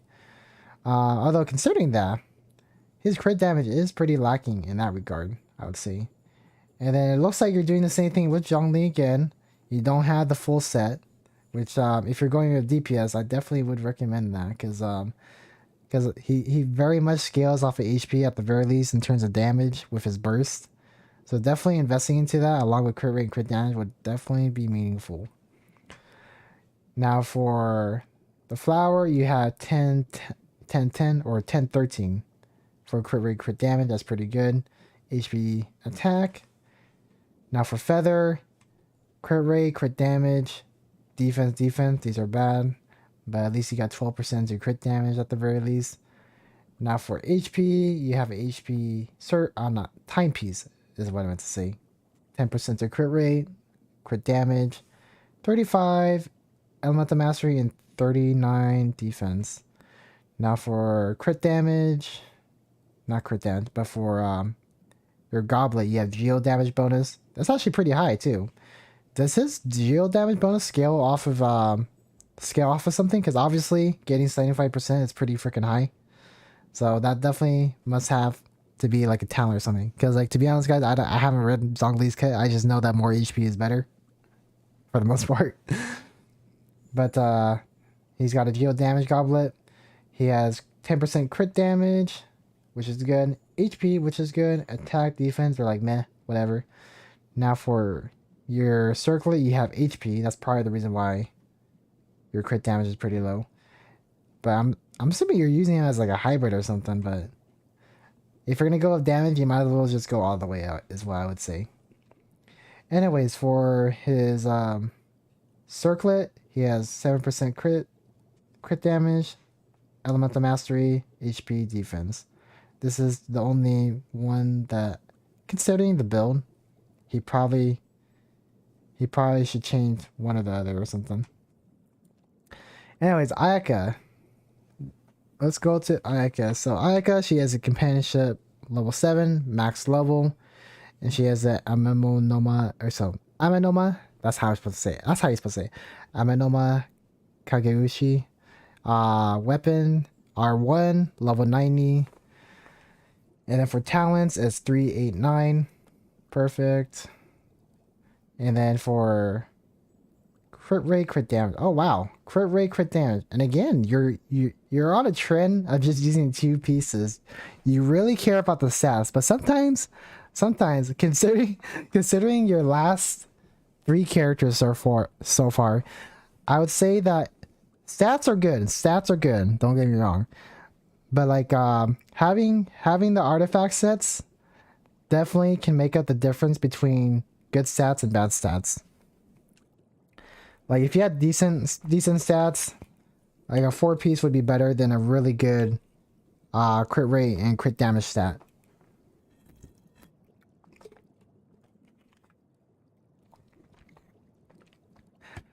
Sorry, I was just drinking.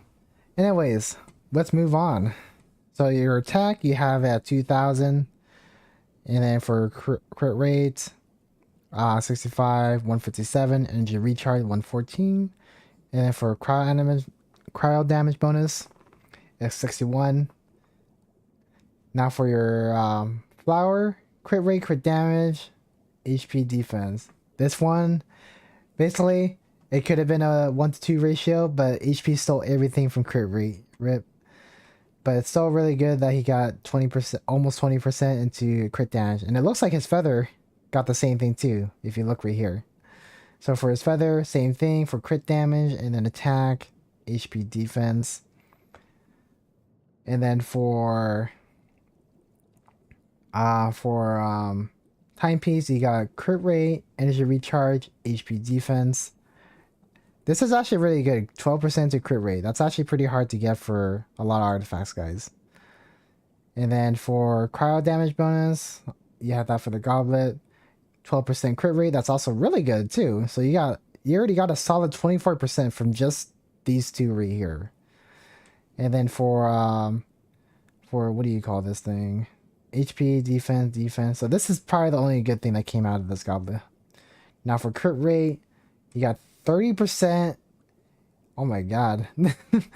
They got 30%, guys, into crit damage on a crit rate circlet. That's almost the same amount as the crit rate main stat. Like if it didn't go into energy recharge or attack, this would have been higher than the circlet. And what's even better is that all 4 substats for this one are good for Ayaka. So this is pretty solid. Anyways, the only thing I would say is basically like the stats are good, but having the actual 4-piece for her is even better. Now Raiden, my favorite character, guys. So right off the bat, they had them at level 90, companionship level 10, deathmatch at level 80 though. Level 80, that's interesting. And then C0 for Raiden. Then they have her at 4, 5, 10. Now for HP, normal, attack, pretty normal. But it could be a little bit higher, I'm assuming, because like obviously, remember, the level isn't maxed yet for the deathmatch.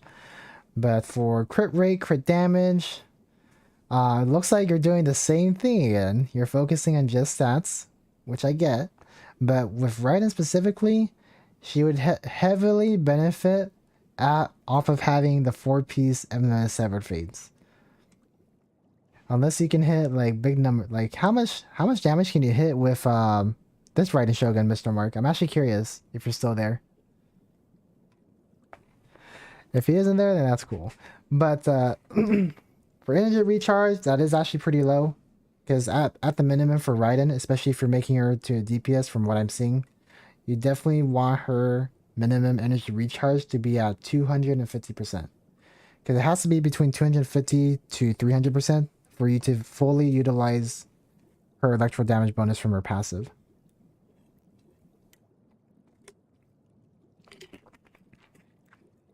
$180,000. Yeah, that's pretty good, I guess. Yeah, that's pretty good. That's still really good. And then with all these characters, I'm assuming you can get them to 11.3 in the Abyss. Yeah, definitely for Raiden. Devin the Sever Fate is definitely like the 4-piece set is her best thing. Especially if you want to further increase your electro damage bonus. Now for Flower, crit rate, crit down. Dang, this is super high. 3% into crit rate, which is into, like, nothing went into crit rate, as you can tell. But 26% into crit damage. And then defense, Elemental Mastery. Elemental Mastery is the one that stole everything. Now for attack, you hit for the feather. You have crit damage, defense, Elemental Mastery. Again, is defense, stealing everything. And then energy recharge. For energy recharge, what do you call it? Timepiece, you have crit rate, 7% crit rate, HP defense, 40% to Elemental Mastery. This one is, I'm assuming this is the only Elemental Mastery, not Elemental Mastery, only energy recharge timepiece that you could get your hands on, I'm assuming, right? Because like getting a energy recharge timepiece is super hard for Raiden. Now for her goblet, you have attack, and attack, like for her goblet, guys, her attack and electro goblet, they don't really matter. It's just whichever one has the better substat. So that's the only artifact where she can be somewhat flexible with. So if you have a better attack, use attack. If you have a better electro damage bonus, use electro damage bonus. But it's just whatever has better substats, and I'm assuming this is the better substat, right, that you have, which is 14% to crit damage, 27 to attack, HP defense. And then for crit rate, so for your circlet, yeah, crit damage, 62%, 18 defense, attack, and weapon mastery. Probably the best thing is probably just the attack, huh? But overall, considering that you can do 180,000 with her burst, I'm assuming, that's still pretty impressive. Now for Albedo, our final contender, Albedo. He's at companionship level 2. He's at level 70. He has the Heartbringer of Dawn, which is actually a really good 3-star weapon, guys. Especially if you get it to R5. Mainly because of the stats that you get from, like, just using the weapon, right? You know, the passives that you get from weapons that each weapon gives. And obviously the crit damage substat that you get. So it's actually not a bad sword. Especially since it's way easier to attain than 4-star weapons and 5-star weapons. Now for this one, he doesn't have anything. He doesn't have anything. I'm still not having Kazuha. 100k, 180,000 with us. Oh, okay. Yeah, I mean, I feel like it's really possible for you to get 180,000 without the bus if you just got a 4-piece with good stats. Also with a good team too, like without food buffs, but with like a good team, whether it's like Mona or Bennett or something, or Sucrose, you know, for the whatever buffs, you know, she can definitely hit 180,000 and above, SC0, especially since you have the deathmatch too, which makes it even easier. Although I definitely would recommend the catch for sure. But let's look at your Albedo. Now with Albedo, defense is king. So let's see what he gets. He has no solid pieces though. Like a set piece, that's what I meant to say. But for Flower, crit rate, attack, defense. We got one defense. Level 19 by the way. But it looks like a lot of it's going to attack from what I'm seeing. And then for Feather, crit rate, crit damage, defense, defense. This is super good. Defense. Oh yeah, his defense is at 1,600, which is only about 1,000 less than Ito, than his max Ito. So this is actually pretty high, especially at level 70 for his level. And then for what do you call it? For his timepiece, defense, crit rate, crit damage, that's still pretty good. Elemental mastery, energy recharge, all good stats. Although I kind of would change the elemental mastery to like defense, but this is still really good overall. And then it looks like he's going defense for all of his 3 artifacts, goblet and circlet and timepiece. So defense for this one, crit rate, HP, and then attack. Sorry guys, I just burped. I had food earlier. Anyways, circlet, energy recharge, attack, HP and defense. I went backwards. This one isn't leveled up, or this one, but these are actually pretty good, especially since you have him at 1,600 defense. Like, I'm sure he'll be right away usable, especially if you level up his artifacts and talents. Anyways, that is all for Mr. Mark Showcase. For sure. Anyways, nice showcase. My favorite one was actually probably Yurito. Even though he didn't have a full set. I mean, it's still really good. Like, I can see him doing some massive damage. And then your Yelan and Raiden. Those were my favorite. All right. Let's look at the next person in line. So it was Mr. Mark that I'm looking at, right? And I got Pip. You are next. And then after I got Pip, it'll be Simon Gang and then Eswin. Eswin, you are, yeah, you're just third, I guess now. All right, so we're gonna go. I got Pip. Where are you?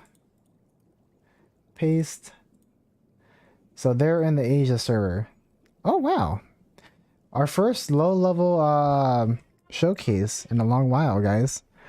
All right, let's look at the low AR showcase.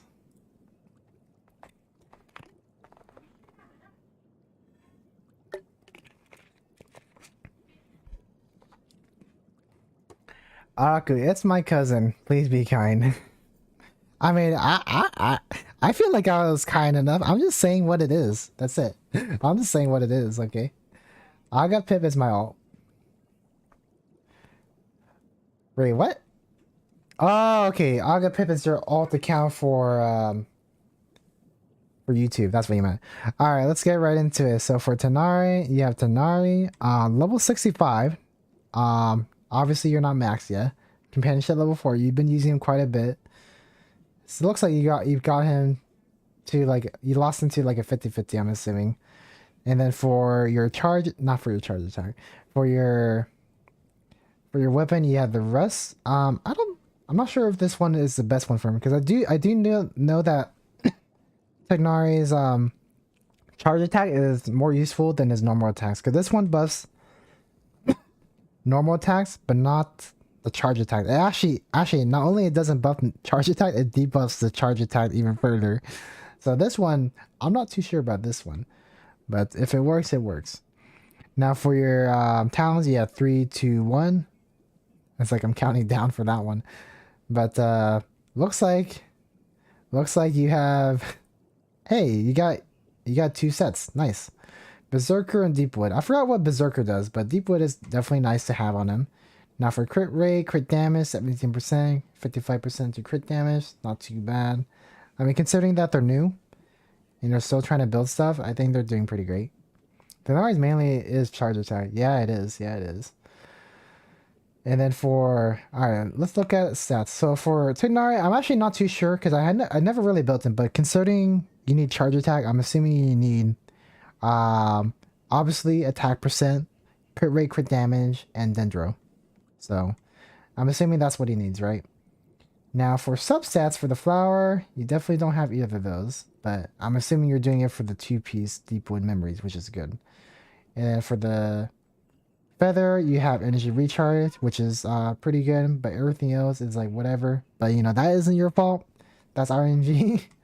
Anyways, now let's go for the timepiece. Defense. Interesting. It may be a defense one, but at least he has crit damage and energy recharge, so that's a win. Definitely would use a what do you call it? An attack piece instead. But these are all pieces that are going to be changed on in the future, so it doesn't really matter too much. Now for your goblet, animal. Wait, that's an animal? Guys, he has an animal damage bonus. Interesting. Energy recharge, defense, and then for this one you have HP. Yeah. So all these artifacts right here, I can tell. I mean, it doesn't really matter, because we already know that he's gonna probably just switch to something like this in the future. So these don't matter too much. I was just really thrown off by the animal goblet. That's it. And then HP, 15%, elemental mastery, attack, and defense. Working in progress to Nari for sure. And Tartaglia. Surprised you have him. And it looks like actually no, never mind. So I'm actually surprised to see Tartaglia. Because I mean he did come recently, but it was still pretty far is what I would say. Now for child, we have level 50 child, level 60 Favonius Warbow. That's for the energy recharge. And then for the talents, 221. 2 comes by default because child, you know, he has a talent that busts his talent for attack by 1 for everybody. So that's why. And then for these, 2 and 1. Alright. For attack, 55. Crit rate, crit damage. Pretty much the same thing as the last one. 7, but the crit rate is definitely lower, which is fine because you haven't even leveled up everything, which is completely understandable. Energy recharge, 149. That's probably entirely because of the Favonius Warbow for sure, 45%. So that's why he got the other remaining 4.1% from artifacts right here. Hydro damage bonus, 7%. Where the freak did that come from? Where is that hydro damage bonus coming from? What the heck? Anyways, for the flower, not much to say on this one. I mean, it's just this. He hasn't leveled him up. Elemental mastery attack. Now for feather, HP defense. This one is defense again, and defense and healing bonus. Okay. We got crit damage, elemental mastery attack, and HP. And then for this one we have crit rate, attack, and defense. And then for this one we have elemental mastery and energy recharge. All right, so that is it for child. Now for Jean, C0, 52 out of 60 for levels. And then for the prototype Rancor, that's actually a pretty decent weapon for Jean. I mean, because she kind of only really needs attack, but if you want to get her burst up right away too, energy recharge would be cool too. But this is probably definitely the better weapon out of the current ones you're using for your other characters for sure. So for your Jean is looking pretty good. Although I am actually curious. So it looks like you're trying to make her into a DPS. So this is our first character that looks like they're doing a lot of damage, but it looks like the next one's gonna be Jao, but we'll see him next.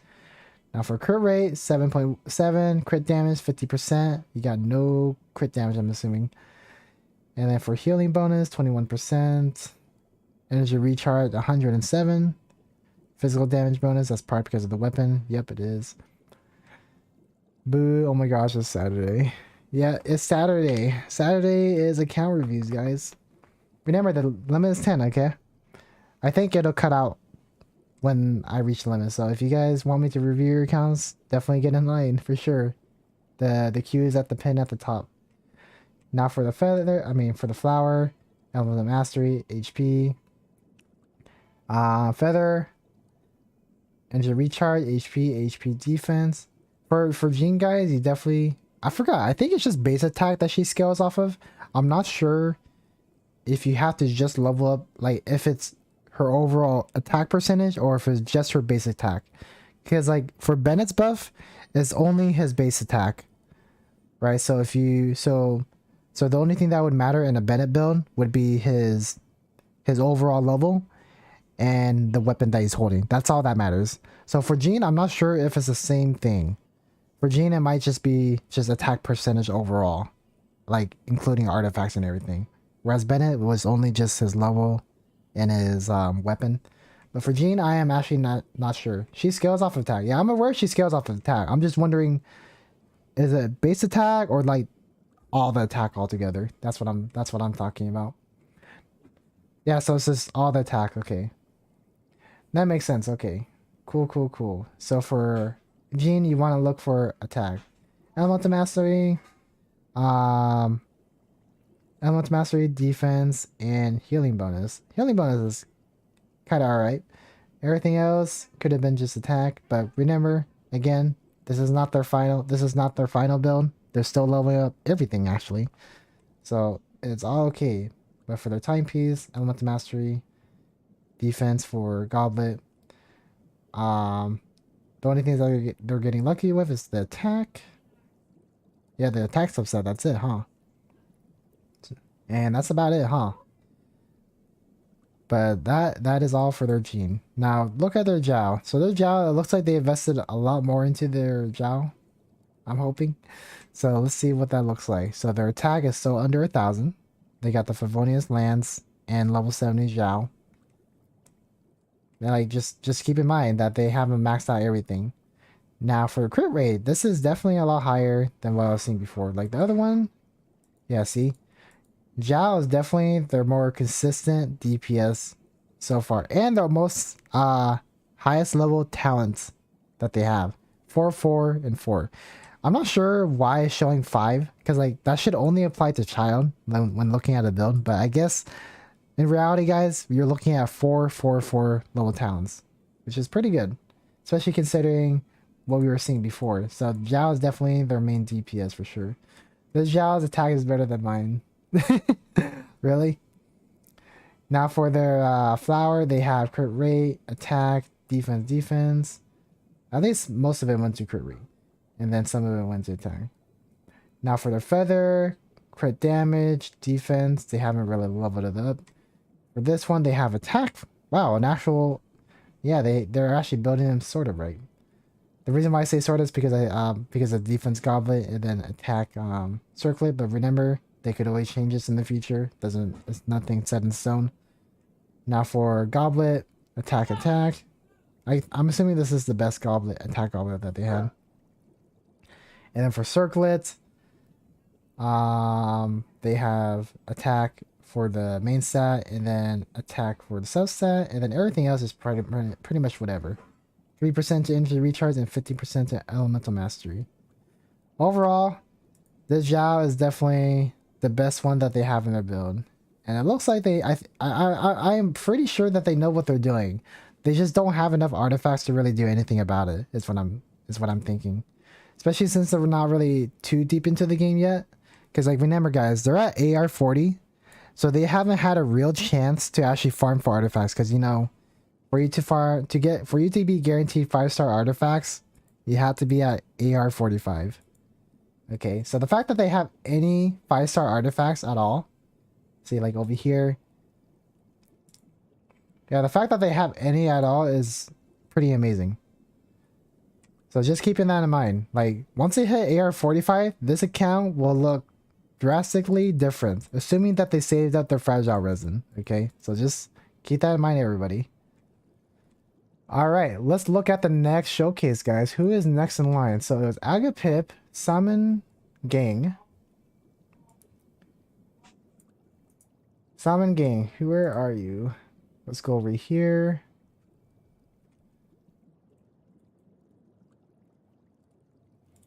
All right, so, oh wow.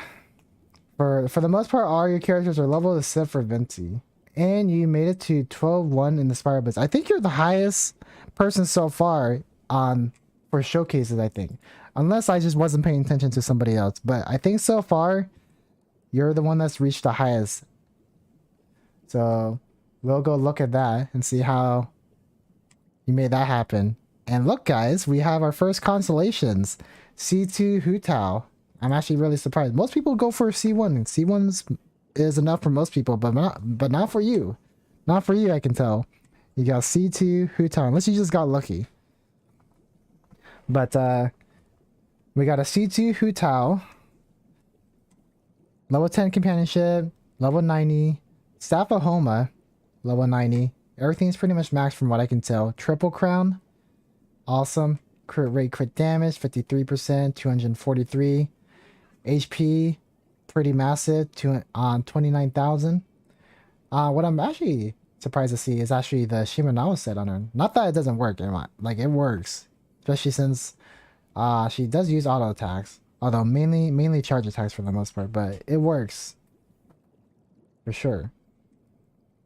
And then for attack, 1.5, but remember that scales off of HP with how low her HP is, so that this number is technically higher. It just doesn't show it until when she's in battle.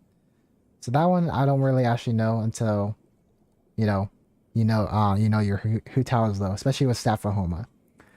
And then power damage bonus, 46%. Now let's look at crit rate, crit damage. Oh my gosh. You got 3 good substats, none of it redid it? I don't think any of it went to defense. If it did, then I'm just mistaken. But for the most part, you got 3 good substats, all of them which she needs for attack. So crit rate, crit damage, 5 and 24. That's pretty massive. For Feather, you have 12% to crit rate, 7% to crit damage. That's pretty good. And again, this would have been bad, but because it's Hutao, this is not bad. So I call this a win. Especially for Hutao. Now for... Oh, whoa. Elemental Mastery. I'm actually really surprised to see this. Elemental Mastery. I'm assuming you're using this with Xingqiu, right? Considering that you have Elemental Mastery, you're going for the Vaporize effect, which actually makes sense. Because, like, if you pair these two together, and with the Vaporize thing, or with Velon, like, this is actually very viable. So, that's actually pretty smart. Anyways, and plus you got good substats too. So for Elemental Mastery, 28% into crit damage, which is insanely high. Energy recharge, attack, all good substats, including the HP because she needs HP, guys. And then for power damage bonus, 28%, another 28%. Dang, they're just getting high rolls all day long. And then they got attack, HP. Again, that would have been bad, but not for Hutao, guys. Not for Hutao. Now for crit rate. They have energy recharge, HP, and defense. This is the only bad substat. Okay. Some of it went into defense, but it's fine. I mean, the first four artifacts more than made up for this little thing here. But overall, it's solid. 4-piece Shimenawa's Remesis set. Nice for Hutao for sure. Now let's look at your Xingqiu, because your Xingqiu probably plays a huge part in your Abyss, I'm assuming, right? Alright, so he has a C6 Xingqiu. It's awesome. And he has the Burst Crown, Elemental Skill at level 9, and then level 7 for attack, for talents, guys. And then Sacrificial Sword, yep, they're definitely using Xingqiu as a major support, for sure. They definitely really want to make sure that his burst is kind of just like, up almost all the time.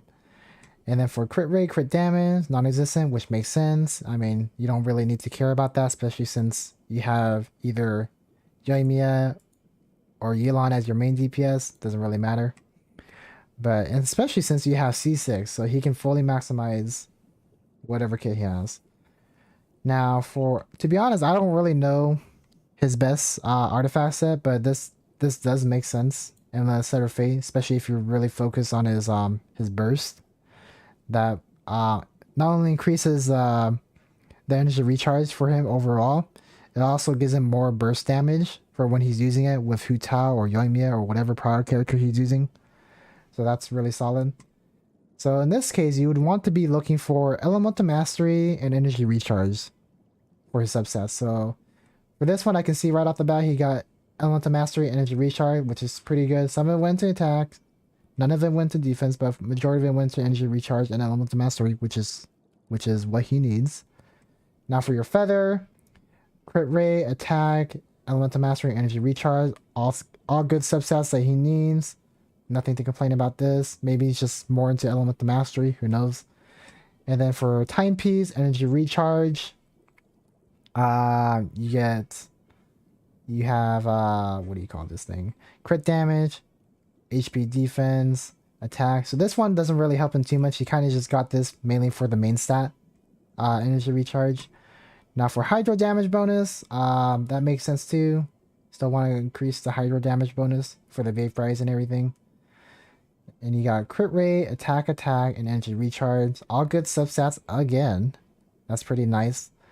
And then for your attack, you have not for your attack, for your circlet, you have attack, crit rate, energy recharge, HP defense. I mean, considering the direction that you're going with, I feel like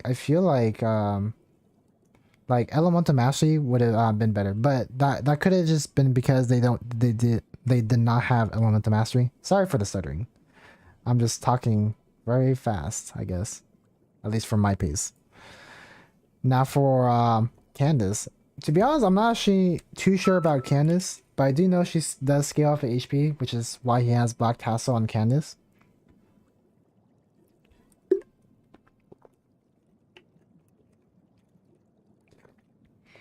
Please look on. Coffee can't join the queue. Let me see what's the case. I mean, it looks like Coffee is already in the queue. I see the queue. She's already there. Yeah, Coffee's already in the queue, so there's no issue. She's already there. Anyways, back to... Ay. She wants a lot of HP. Okay. Yeah, don't worry, Coffee. You're in queue. You're in queue. Don't worry. Anyways, we're going back to Candace now. Candace, level 80. Haven't maxed out everything, but you do have a max Black Tassel, which makes sense. I mean, it's probably easier to max out than the actual character. But you do have C1 Candace, which is pretty cool. For talents, you don't have her level. It looks like you're still working on her, so I'm just gonna assume she's a work in progress. 2, 4, 5. So, what do you call it? So for HP, you have 38,000, which is pretty high, especially for you haven't maxed her out or anything. So that's pretty cool. Now for flower.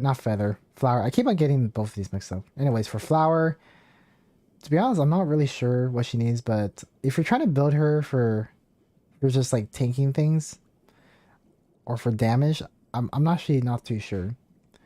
Because I know she doesn't really do too much damage unless she's at C6. If she's at C6, she does like so much damage. But at C0, you kind of just mainly focus on tank. So I'm just going to assume that you're focusing on the tank aspect, which I'm probably correct because you have HP for all four, not all four, for all 3 substats right here. I mean, for main stats. Anyways, crit rate, energy recharge, attack, all good for subsets if she was like playing as a DPS.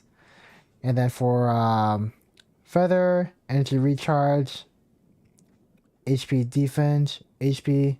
I don't care about her time. She is just there for elemental damage bonus. Yeah, that makes sense. And then for timepiece, it's 40% elemental mastery, HP, energy recharge, attack.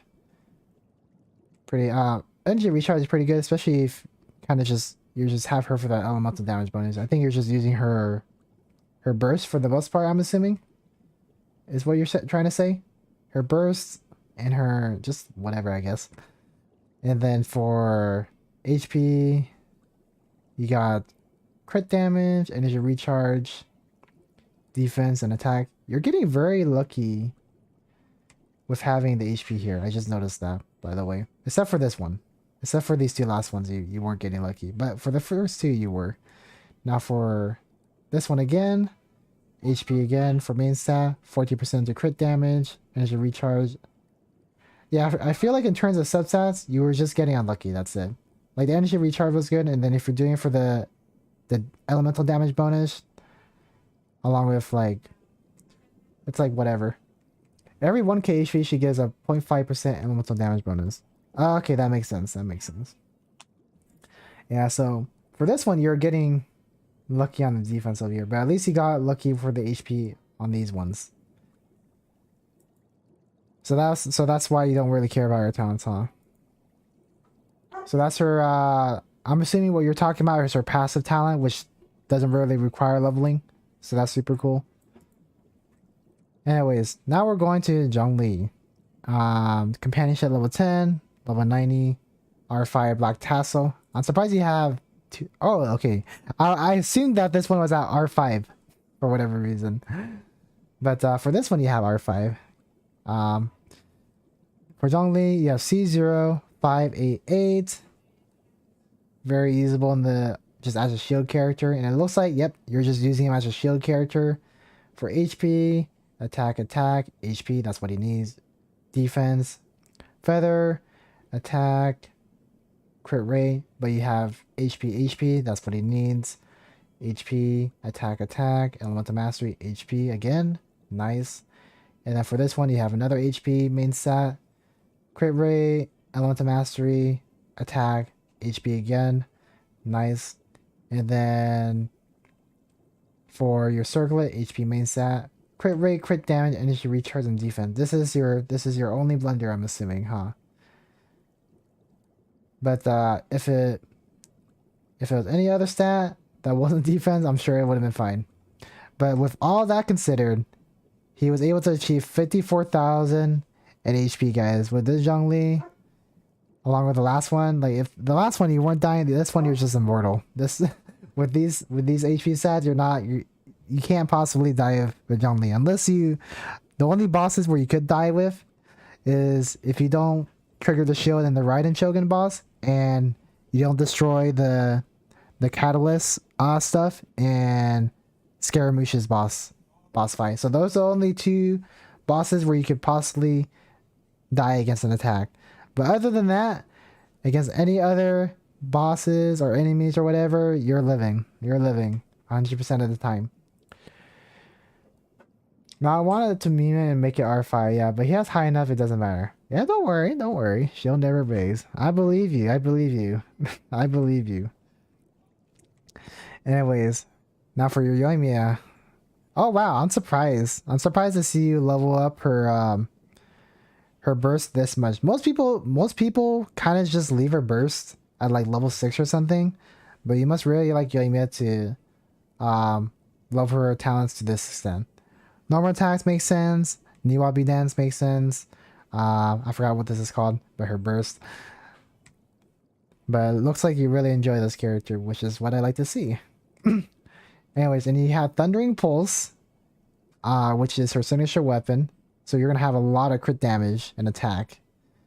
And yep, 213% crit damage and 50% crit rate. And then for attack, you have 2,100. So those are all pretty high and where she needs to be. So you're pretty solid for a prior DPS with Hu Tao and Yoimiya. And then for prior damage bonus, you have 61%. Awesome. Now for what do you call it? Now let's look at how all this was possible. Now let's look at the flower. Crit rate, crit damage, 7%, 13. Elemental mastery and attack. All good substats, especially if you're pairing her with Yulan or Xingqiu. Really good because of the elemental mastery.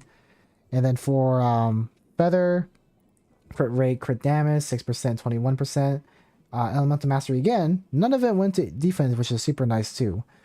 And then for your timepiece, attack, crit rate, and then elemental mastery, 2.7%. Elemental mastery, 65, energy recharge, and then you got defense. Some of it went into defense, which is unfortunate. That's pretty much where all your crit rate was stolen from, the defense, but it's whatever. At least you got energy recharge and elemental mastery, so that's a plus. And then for your goblet prior damage bonus, of course, 10% into crit rate, 5% into attack, and then elemental mastery, all good substats. And then for your circlet, you have crit damage main stat, an attack, and then energy recharge and HP. Like all of them are actually pretty well rounded, especially for Yoimiya. I definitely know you wanted the crit rate and crit damage for this last one, but still, I mean, You got pretty high attack because of this as well, which is super cool. But she does pretty solid damage. Mainly because she has a Thundering Pulse, which is super nice. Now let's move on to Kokumi. Level 90, Companionship level 10. R5 Thrilling Tales of Dragon Slayer. Are you making her into a DPS? What? Are you making her into a DPS? Oh no, she doesn't have any crit rate. Rip. I forgot. What is Thrilling Tales of Dragon Slayer? I feel I remember it does something. What does it do? I forgot. We completely forgot what that does. But anyways, the talents are at 6, 9, and 8. So you definitely made her into a healer. Yoimiya and Ayaka are the same in talents. Oh really? I didn't even... Oh, I was like, did I look at your Ayaka? I was like, I don't see an Ayaka. I only see Yoimiya.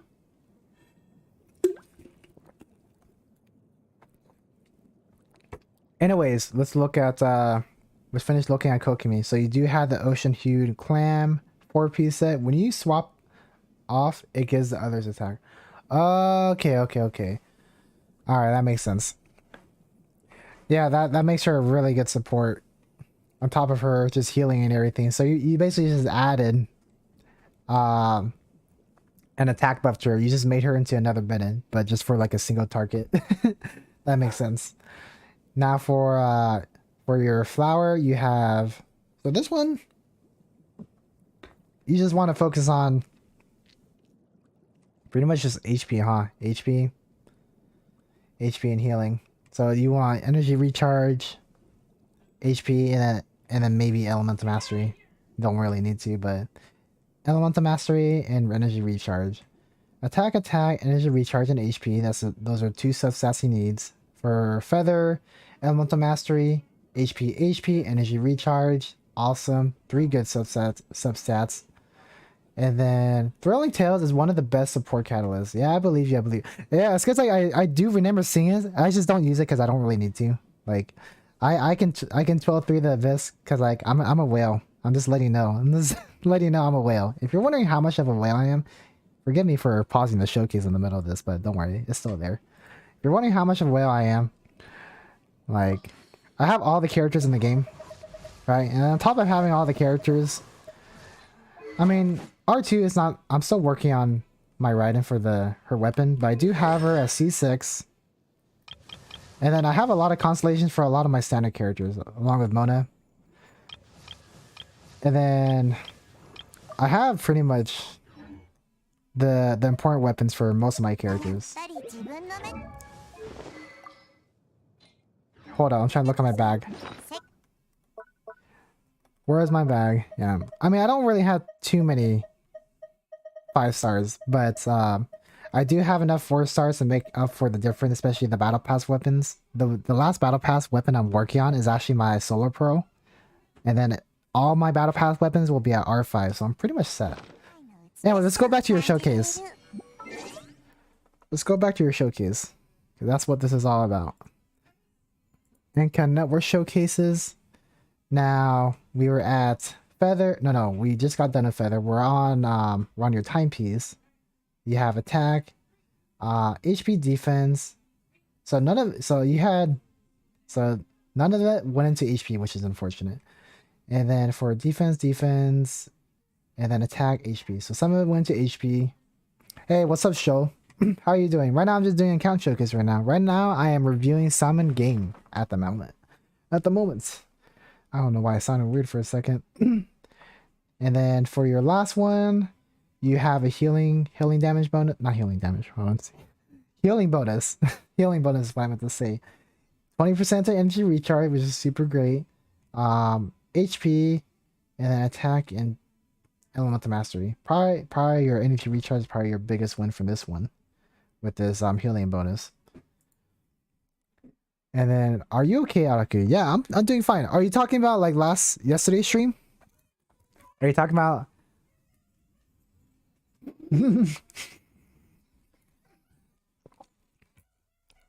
Sorry, I just wanted to give you the backstory, Salmon Game. I wasn't trying to like flex. I was just trying to let you know why I don't do Thrilling Tales. That was not my intention. I forgive me for accidentally flexing. Anyways, now we're on Yulon. Yulon is one of my favorite characters in the game. And for Yulon, you have her at max, companionship level 10, and you have Aqua Simulacra. Nice. And you have her at C0, which she's still really strong, especially since I'm assuming you maxed her for the most part. And you have her signature weapon. So, and then for her talents, you have 888. Nice. And then for attack, 1,400. HP, 29,000. That's still pretty good. And then crit rate, 61%. Crit rate, crit damage, 187. Definitely because of the Aqua Simulacra. Awesome. Energy recharge, 86. That's actually pretty high. And that is probably because of your main stat timepiece, which makes sense. Hydro damage bonus, 61%. That's pretty good. Now for your... now let's see how this is all possible. Flower, crit damage, 27%. That's freaking high. And you got 3 good substats, and none of it went into defense, which is awesome for you. Now for feather, 22% to crit damage. Yeah, you're getting really lucky on the crit damage for this one, huh? And then attack, elemental mastery, and HP. These are all good substats. I mean, the only FE one is probably the elemental mastery, is what I would say. But I mean, it's good enough. But for energy recharge, for main stuff, for the timepiece, you have attack, HP, and HP. So this one is like, but it works. I mean, you got HP and you got attack. She still needs attack for damage, and she still needs HP for the scaling. And then she needs the energy recharge for just for her burst, you know. So it works. And then for her goblet, she has hydro, crit rate, crit damage, 6%, 10%. And then you have 11% to energy recharge, and then 11% to HP. All good substats. She needs all of them. And then for her crit rate, yeah, you were pretty low in crit rate for all the other substats, so it makes sense why you went for this one. Otherwise, you probably would have had the damage over 200% in crit damage. But if you get lucky in the future, she has the potential to do a lot more for sure. But for now, this will do. Crit rate, elemental mastery, energy recharge. She needs that for sure. Defense and HP. This is just, yeah, this is definitely just whatever artifact. You kind of just did it mainly for the main stat, I'm assuming. The energy recharge was just a good bonus.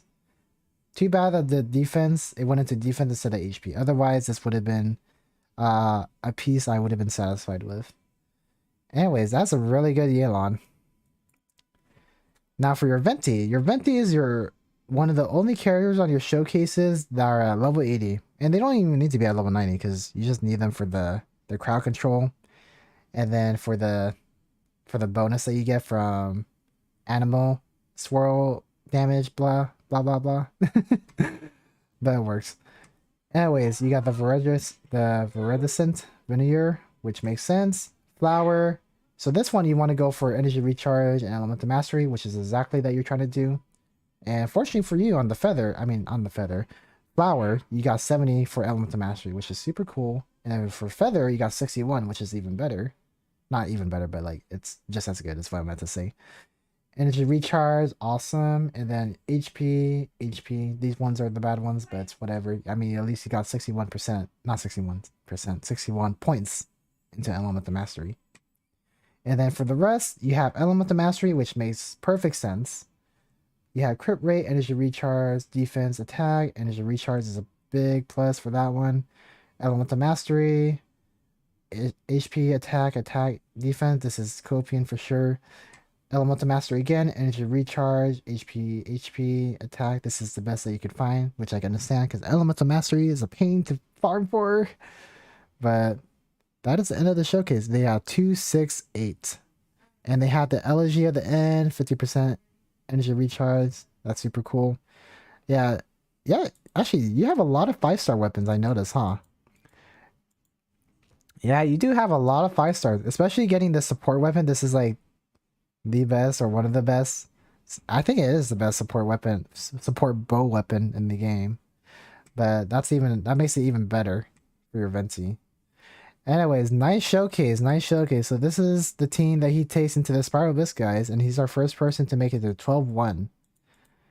You guys should learn from this guy. Anyways, nice showcase. Simon Sam, or should I call you Simon Ging?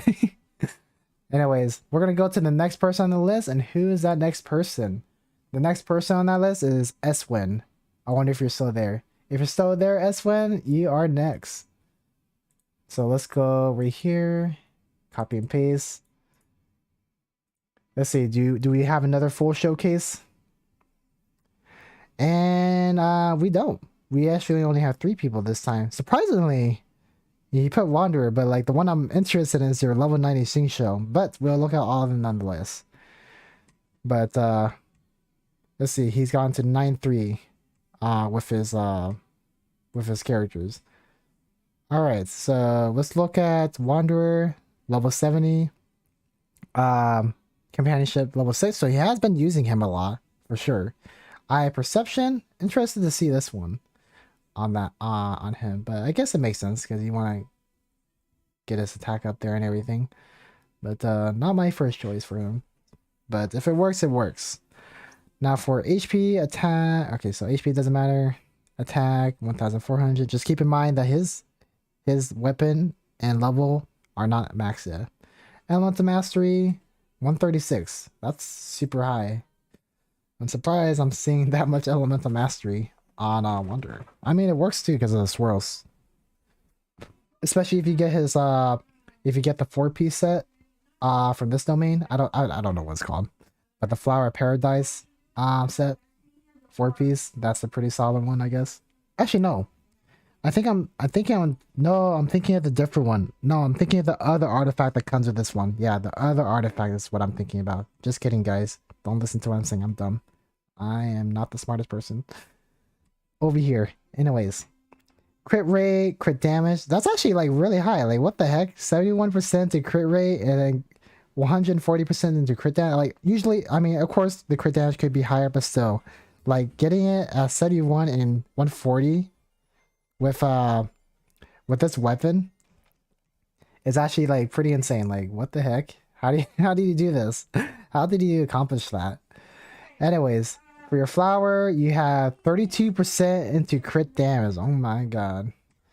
And then for energy recharge, elemental mastery and attack. Okay. This is basically the star of this flower artifact.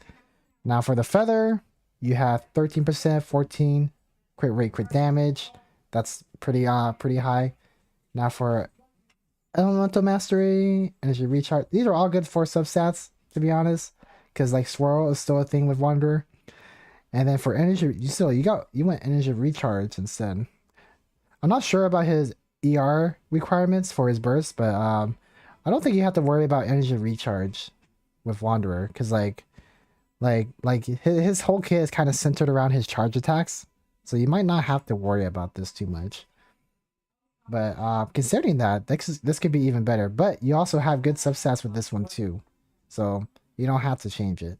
Crit rate, crit damage, 6%, 12%, 9 into attack, and then 7 to defense, whatever, you know. Now with attack, you have a goblet for a main stat attack. I'd said that completely backwards. Crit rate, crit damage, 6% to crit rate, 17% to crit damage. Yeah, you have really amazing substats for Wanderer. I'm actually pretty amazed.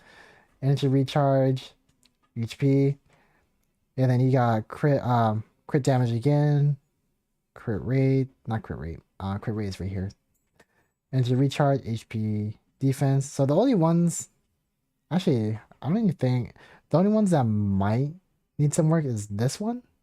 But like you have 14% to crit damage, so I think that's still pretty good. But like I can definitely see an improvement in here and right here for sure. So for the timepiece and circlet, this can be like, it's already really good, but it can definitely be even better if you change this into attack and then you change this into crit damage, because it looks like your crit rate is already pretty high already. So like I don't think you have to really worry about that too much, especially if you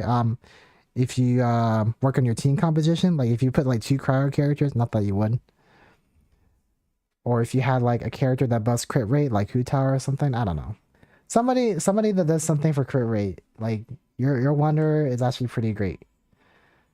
Now let's look at your Shinsho, the one that I'm actually most interested in. So your Shinsho is actually level 90, level 10 companionship. You have Skyward Blade, level 80 energy recharge. You have C2 Shinsho, not C6 like in the last one, but C2 nonetheless.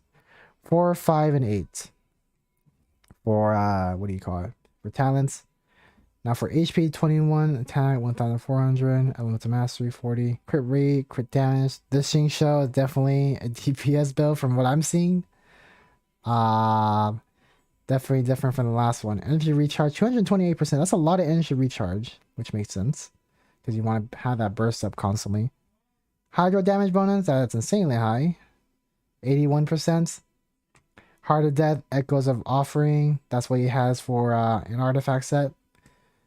And then for the flower, crit rate, crit damage, 3%, 25. Elemental mastery, defense. Now feather, crit rate, crit damage, 5%, 21%. HP defense. That's pretty insane, especially with getting it for the flower and feather. Energy recharge, that makes sense. Crit rate, crit damage, attack, and then defense. So for crit rate, crit damage, 9%, and then 13%. That's pretty high too.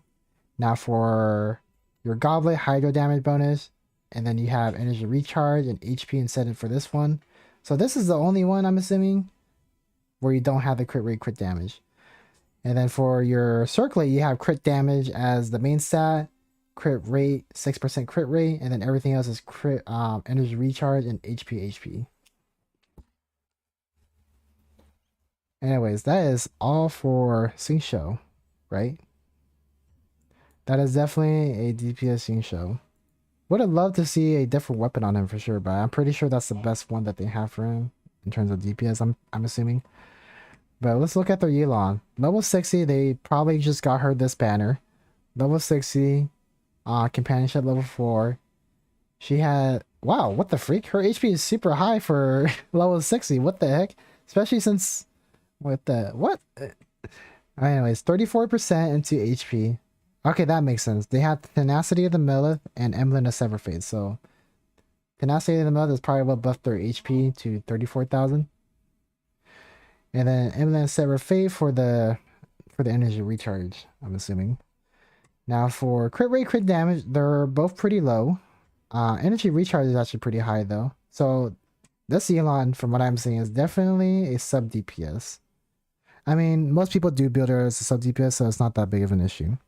Especially if you have her paired with a vape team. But she would definitely work for that. But if you wanted to do more damage, definitely invest more into crit rate, crit damage. But that's alright. They only have her maxed out or anything, so that's fine. Now for the flower, crit rate, 3%, and then they have attack, energy recharge. So these are all good for substats for the flower. Feather, we have 27% to energy recharge, ding. And then 2% to crit rate, and then the rest is HP defense. Now for your timepiece, you went for HP main stat, 21% crit damage, 9% into attack, energy recharge. These are all good substats, including the HP because she needs that. Now for her goblet, she has HP again, main stat, and then 13% to crit damage, and then elemental mastery, energy recharge, and defense. Yikes, 65 into defense. This one definitely got unlucky, but that's fine. I mean, overall it's pretty good. She's still usable, very sure. And then for the circlet, HP main stat again, crit damage 7%, attack, energy recharge, all good substats again. I'm pretty sure that they would want a crit rate, like crit rate substat, but you know, this is just their luck. But this is their showcase. That's actually a nice showcase, especially with your Shinsho. I'm actually interested to see how much damage your Shinsho does.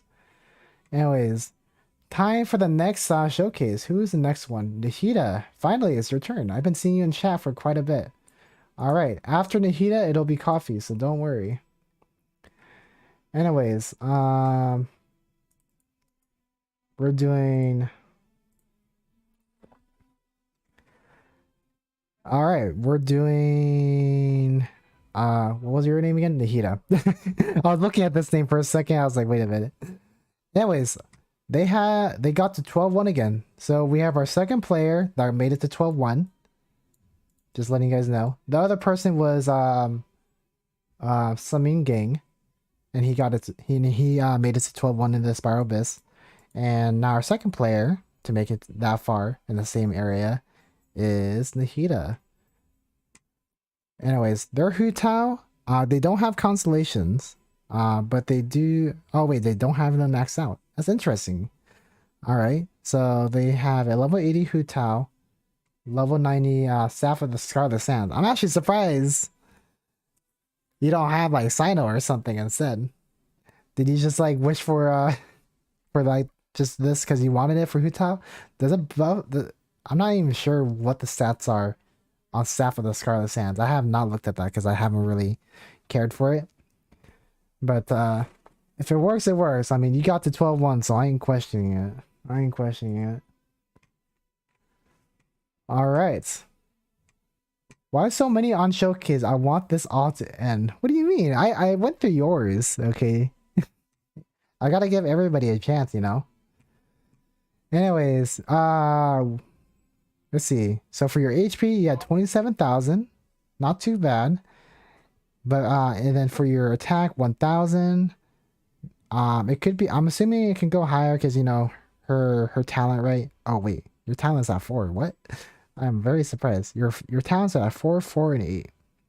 Like the burst isn't bad, but she definitely scales way more off of her her E ability or her elemental skill, whatever you want to call it. More so than her burst. So I'm actually surprised to see you do the burst than the elemental skill. But for your crit rate and crit damage, they're actually really solid. 61% crit rate, 245 into crit damage. That's pretty solid. And that's probably because of your what do you call it? Staff of the Scarlet Sands. This one increases crit rate by 44%. That's super high for a 5-star weapon because most do like 20 or 30% at most, but this one does 44% crit rate. So that is definitely a main contributor to them focusing on crit damage, which makes sense. Anyways, you have no energy recharge, and then for trial damage bonus, you have 61% trial damage bonus, which is pretty good. And then you have a 4-piece Witch of Flame set. Nice. Now you have a lot of crit damage just from taking a glance. Like if you look right here, guys, they got 28, 28, 26, 21. Like, I'm not sure if I'm doing the math correctly, but I think with those four crit damage subsets, I think they already have an automatic 100 from that. 100 crit damage for that. Like, that's actually pretty freaking insane. Like, what? What is that? That is freaking huge. You got really lucky for sure. Especially on the Chris and Witch domain sets too. Like, whoa. That's crazy. Now for crit rate, 2%. We're going to ignore the defense over here. And we're going to, this one, all 3 good subsets, 28% crit damage, 2% to crit rate, 12% to attack. We're going to ignore the defense. None of it went to there anyway, so that's cool. Defense, HP, and then crit damage. Super great.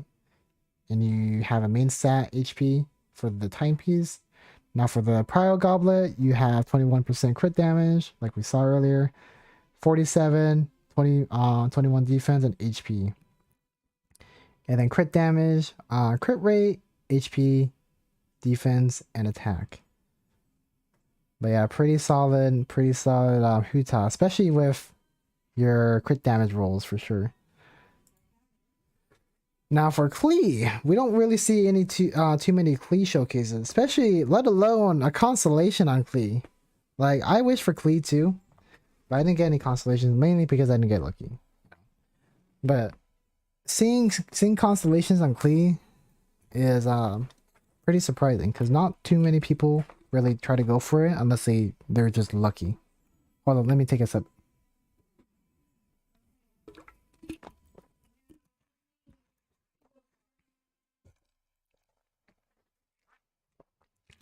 All right, Klee. You have C1 Klee, level 90, Companionship level 10, Talents 10, 5, 5. That makes sense because Klee is pretty heavily reliant on her charge attack, especially the free ones that she gets. So that's cool. And then for the weapon, you have level 90 Wisdom R1. And then with that adds 1,600 attack, which is pretty good, along with 41% crit rate, 210 in crit damage. And for pyro damage bonus, you have 75%. We're just gonna ignore the energy recharge because it doesn't really matter too much. But yeah, nice thing to point out. Mochi Blizzard Strayer said, "What? Blizzard Strayer? What? I am very confused by this. I'm very confused. But hey, that gives nice stats, you know? Nice stats. Crit rate, crit damage, they're both pretty high. Well, not both. Crit damage and then defense. Crit rate, crit damage, 20%, 7%. Crit defense again. Defense seems to haunt this Blizzard set. And crit rate, 13%. Attack, main stat, initial recharge. Defense again. Oh my gosh, they have double defense in 3 of their Blizzard artifact. Actually, is that a Blizzard artifact? I don't even know. I don't even know. No, that's not a Blizzard. That's not a Blizzard artifact. It's these ones right here. Flower, timepiece, and goblet. But you know, goblets. Goblet. We have prio, crit rates, energy recharge, attack, HP. We got crit damage, main stat, crit rate, energy recharge, attack, HP. And then, did I just skip everything? No, I think that's everything, huh? Yeah, I think that's everything for Klee. Now for Ayaka. Okay, so you do have the signature weapon for Ayaka. So this one looks like... Wait. What? Wait. You have her at level 9, companionship level 10. You even have her almost triple crown. Right? But then I'm looking at the artifact set again. Ocean hued clam, guys. Not even a 4-piece, just a 2-piece. I'm sure she might do a lot of damage still. I mean, look at her attack. Her attack is at 1,900. But like, still. Yeah, oh my gosh. That's funny. Alright, but we'll just look at the crit rate and crit damage, because I think that's what they were focusing for, considering this artifact set. So for crit rate, they have 2%, 3%, and 10%. Okay, that's like with all the decimals added together, that's like almost like 17 or 16. Like 16 to 17, I think. But yep, that's their crit rate. Now for crit damage, they have 27%, 23%, 15, 12, 21. Oh my gosh. They have a lot of crit damage for their artifact substats. That's a lot. I don't feel like doing the math for that. Now for their they got attack main staff for their timepiece, cryo goblets, and a crit rate circlet. And I think that we'll just leave it as that for Ayaka. Oh my gosh, my alt lucky. Mochi, my friends. A87. Who had the count? Wait, what? Who had the count? I'm trying to make sense of that. Alright, so Ganyu, let's see if you have anything funny. So this one, it's just incomplete than anything. Like, definitely for the Wanderer's Troop set, you definitely want to have the 4-piece because of that boost in charge attack. So like, having that 4-piece Wanderer would really benefit Ganyu for charge attacks, especially since you have her basic attack crown, her charge attacks. But 10-7-7, cool. Now and you have the Amos bow. Now, since I'm assuming you did this for stats again, you know, since you didn't get the 4-piece Wanderer Troop, we'll just focus on crit rate and crit damage. So first, let's look at crit damage. crit damage, you have 21%, 24%, 13%, 14%, and then a whopping 32% on crit rate circlet. Oh my god. It's higher than they have a higher crit damage number than their circlet that has 31%, 31.1% crit rate. That is huge. Now for your crit rate, where is that? I don't think you actually have too much crit rate, huh? But that shouldn't matter too much because like yeah, for crit rate guys, they have 31 and 31 plus 5% crit rate, which equals 41.9% crit rate. But remember guys, remember that one of her passive talents gives her a 15% boost into crit rate. So just add whatever they have right here with 15%, and then that's the real crit rate. So this is a it would have been a pretty solid Ganyu build if you had the 4Ps. But you're hugely missing out on the 4Ps Wanderer's Troop set for sure. Yeah, I think what I'll do next time, guys, I'll probably limit showcases to like 3 characters. Cause like I do know that you guys like showing off your characters, but I'm also only one person, so me going through like 8 or 5 characters each time is super takes super long because I want to make sure I want to get through all the characters that you guys want to show me. Anyways, now we're back to Zhao, their last character on the list. Level 90, companionship level 5. 4, 7, and 10 for their talents. And it looks like, yep, they have deathmatch on there. And let's see if you have, looks like you did this for substats again. So we'll just focus on crit rate and crit damage for everybody else's sake. So for your attack is actually really high, 1,800, and it increases even more, especially when he goes into his burst. So is it? Yeah, I think it's burst, right? But crit rate 61%, definitely because of the deathmatch, for sure. And then for crit damage, you have 200%, 200% exactly, guys, for the crit damage. Now let's look at just crit damage, huh? I want to see that Zhao set. Not the most people leaving after showing all the 8 characters. I know, right? Anyways, we're gonna do okay, yeah. So for crit damage, you have 26%, 27%, 26%, and you have that little tiny 7% for crit damage on the bottom one. But dang, they got really high rolls on the first 3 artifacts for sure. And that adds up to this, right? 62% for yeah. The reason why you don't see anything here is because I guess if you roll crit damage, you never get crit damage again. But I guess that's technically it. He does have all crit damage for all artifacts. Just an FYI. So all that adds up to 200%. And then they have animal damage bonus, which is cool. And then that should be it for their showcase, for Nahida showcase. Don't mind me playing some chess while y'all be showing probably 16 more characters. Don't worry, I'll still get through everybody's characters for this stream. But for next showcase, I'll probably limit it to like 3 characters per character or something. Or just 1 character. Actually, you know what? Why not just make it 1 character, huh? 1 character.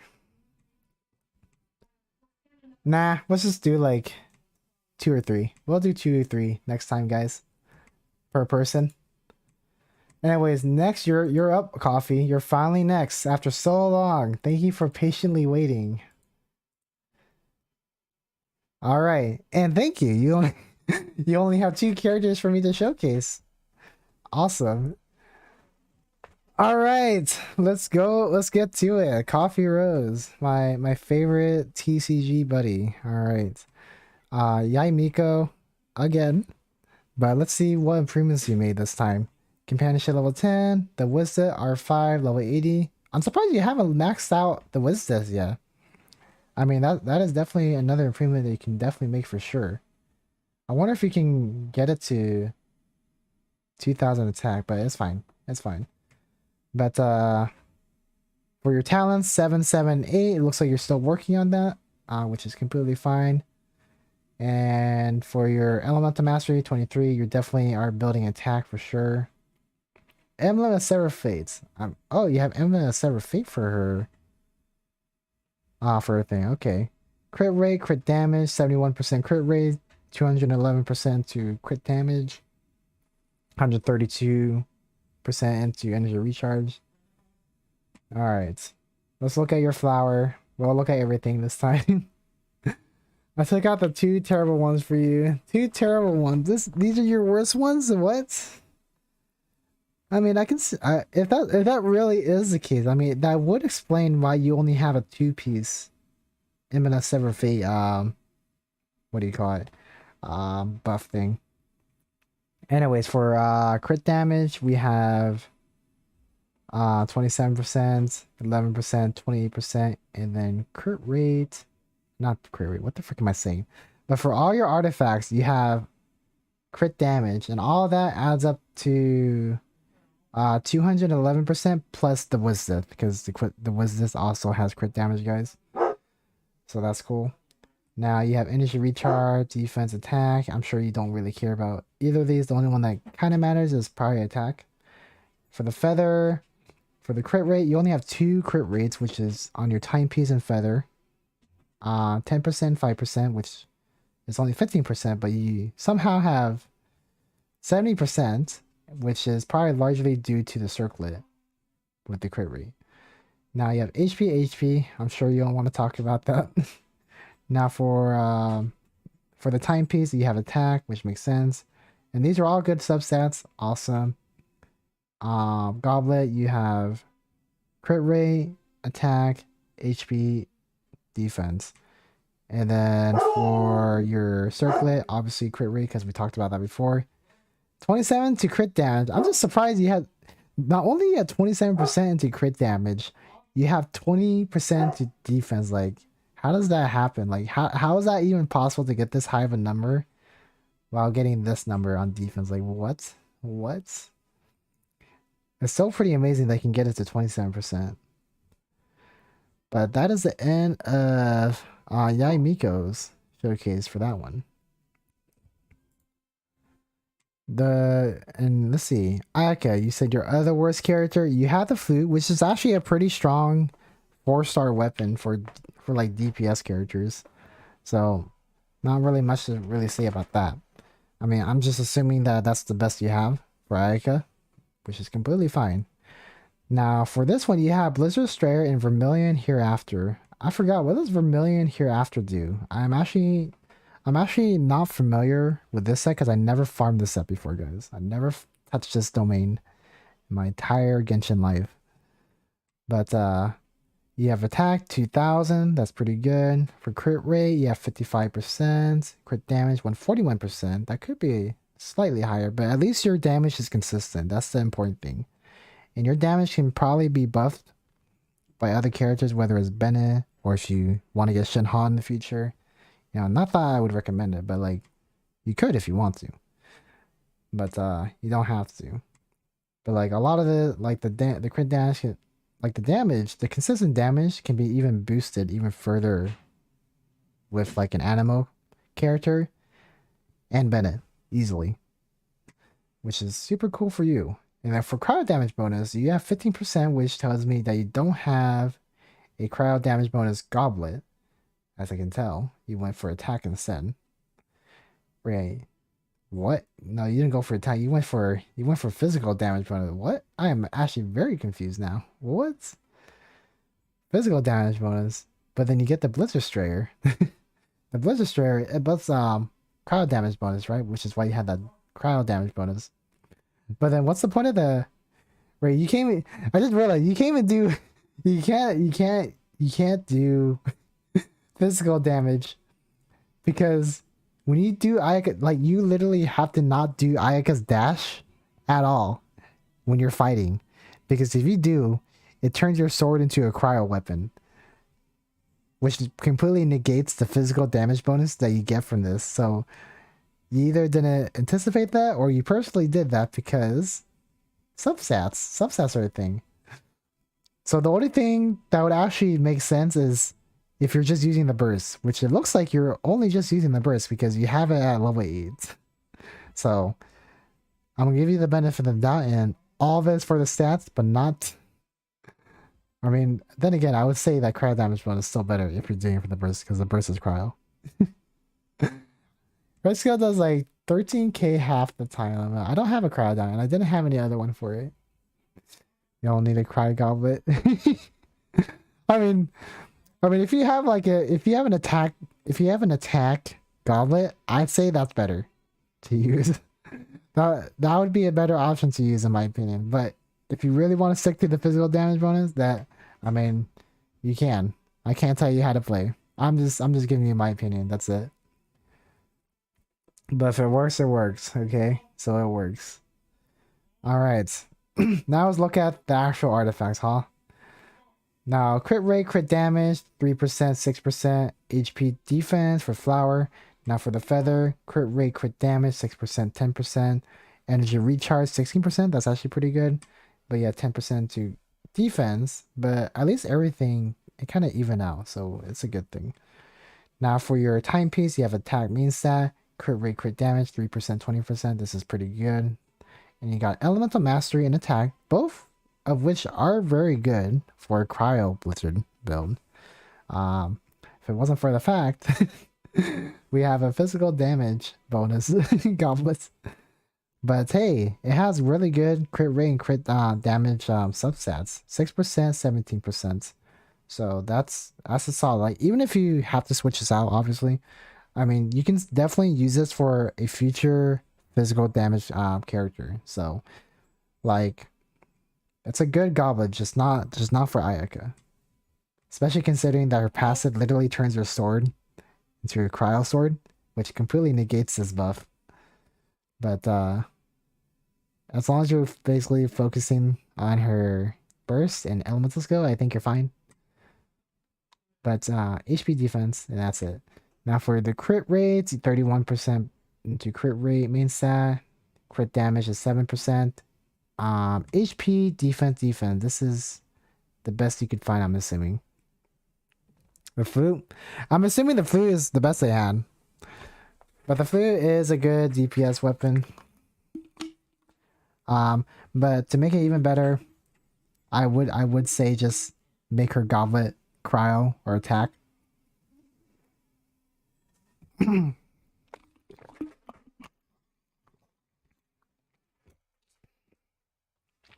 But yeah, that is the end of Coffee Showcase. Nice and short.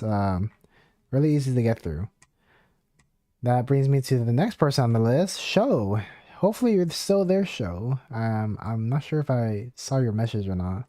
But our last person for today is Show, guys. And then I'm just I think I'm just gonna end the stream after Show.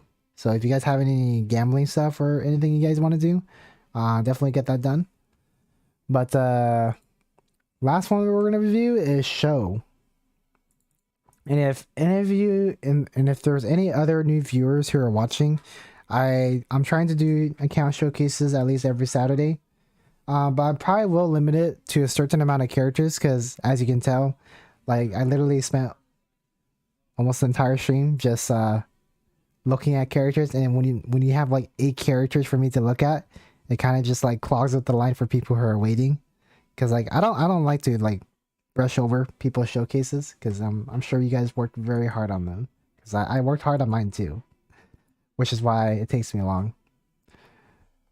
Oh wow, your lowest level AR so far, because our second lowest AR was actually a AR 40 account, but you beat them by 5 more AR levels at AR 35, world level 4, and then your Spiral Beast 3-3. Awesome. All right, Show, you're the finale. Hu Tao. I'm assuming you got her from the newest banner, and she's actually really good. So hopefully, once you hit AR 45, which is like 10 AR levels away from where you are, you'll be able to make her into a pretty solid character for your team. But first off, let's look at level 60, level 60 White Tassel. Interesting one. At least you're getting crit rate from it, so that's good. And for talents, you have 2, 2, 3. You're still obviously you're still working on it since you just got her. Now for crit rate, crit damage, considering your level and the weapon that you're using, this is actually pretty good. 26% crit rate and crit damage. And remember, guys, like he's gonna change out these weapons once he hits AR 45, because like once he hits AR 45, I mean, they'll be able to farm at least like decent to good artifacts for Hu Tao or whatever character they're using. So just keep in mind, like we're talking from a perspective of a person that can't really farm for artifacts. So this is actually pretty good for where they're at. Yeah, I'm farming now for her upgrade. Yeah. No worries. Now for your flower, you got crit rate. No, not crit rate, crit damage. And then you have attack and HP. These are all good substats because remember, guys, she does scale off of HP, so HP is considered a good substat for her. Although most would prefer crit rate, crit damage, but still, HP is still really good for her. Feather, you have crit rate, 2% crit rate, elemental mastery, energy recharge, and HP. Again, probably the only iffy substat is probably the elemental mastery, especially since they're not really building it, as you can tell. But it's still, they got 3 good ones, which is what matters the most. And then for this one, this is a 3-star. This is a 3-star artifact. This one is 1% crit rate, energy recharge, crit damage, and defense. And then for crit damage, you have 5% defense, HP, and energy recharge. Only bad substat here is pretty much the defense. And then for their last artifact, for Hu Tao, they have circlets, crit damage main stat. That's actually pretty surprising that you found one like that for Hu Tao. That's where the bulk of their crit damage is coming from, which is fortunate for them. And then they have elemental mastery, HP, and HP. So again, two of these ones are good for Hu Tao because she does scale off of HP. Elemental mastery is just kind of an iffy kind of thing, just whatever. Now that's the end of Hu Tao. Let's go to Kishing. I don't know if I say her name right every single time I speak her name, but that's what I think it is. That's what I think it sounds like. Anyways, you have Harbinger Dawn, which is also probably one of the best 3-star weapons that you can probably put on a character. And you have at R5, which is even better. And considering that she's at level 50, guys, and a level 60 weapon, with R5 Harbinger Dawn, they have 40% into crit rate, 100% into crit damage. That's actually really solid. Like, what? They're really bringing out the best they can in their character where they are. Like, this is like, if you just translate this to like AR 40 people, like they're already automatically better than most Genshin players, especially of how well built their character is. It's actually pretty cool. Electro damage bonus. I'm surprised you were able to squeeze in that one. Doesn't look like you'll level it up though, because obviously it's 3 stars, so I'm assuming you're not seeing too much value from it. Because, I mean, you're more than likely going to replace it really soon when you get to AR 45, so it doesn't matter. But it's still amazing enough that you got 40% crit rate and then 104 crit damage. That's pretty cool. Now for your flower, you got crit rate, attack, and HP and elemental mastery. So HP not that great. Elemental mastery if they're building a Dendro team. But I'm assuming they're not. So I would just assume that these two are bad for them. But for their feather, they have 3% into crit damage, energy recharge, defense, and HP. Again, these two are bad. But you know, they're gonna replace it. It doesn't really matter in the future. Now for timepiece, 4-star again. 15%. It's not even maxed out, by the way. But they have HP, attack, and crit rates. And then for electro damage bonus goblet, they have it at 3 stars, level 5, attack, and HP. They're not really leveling up because it's only a 3 star. And then they have a 4-star artifact. This one, it focuses on crit rate, which is probably the reason why they are able to get it to 40%, fortunately. And this comes with 6% crit damage, attack, elemental mastery, and defense. Anyways, that's actually a really nice showcase. I'm more impressed by your level 50 Kiching over your level 60 Hu Tao. For sure. Especially since you have the R5 Harbinger Dawn, which is actually a really good weapon. For people who are looking to spend like zero money. Just like zero money. I'm not sure if you can get this in the open world. Can you get Harbinger Dawn in the open world? I'm not too sure. I'm actually not really sure. Unless you still have to get this in when you're wishing for weapons. Not weapons, but for characters or weapons, whatever you're doing. But yeah, that is the end of account showcases for today, guys. And if you guys are interested in the next account showcases, I'll probably be doing it again on Saturday. But this time, I'll be limiting it to like, I don't know, by two or three characters, you know. And if I need to shorten it to one character, I will the week after next week. But next week we'll be experimenting just 3 characters this time. But so with that in mind, I'll just remind everybody either way, you know. But nice showcases, everyone. Both the high and low AR people. But yeah, now it's hard for farm for Hu Tao because my lower level and add up, and the boss was in level 63. Find someone to help you show. Yeah. Oh yeah, well yeah, I think they're in the Asian server. Oh yeah, are you in the Asian server or European server? Because you're definitely not in mine. Definitely not in mine. Hey, what's up, Luke Brosnan? I didn't even see you there. You probably waved at me and I just didn't see it, huh? I don't know. But thank you for coming by, and see you guys in Discord or whenever.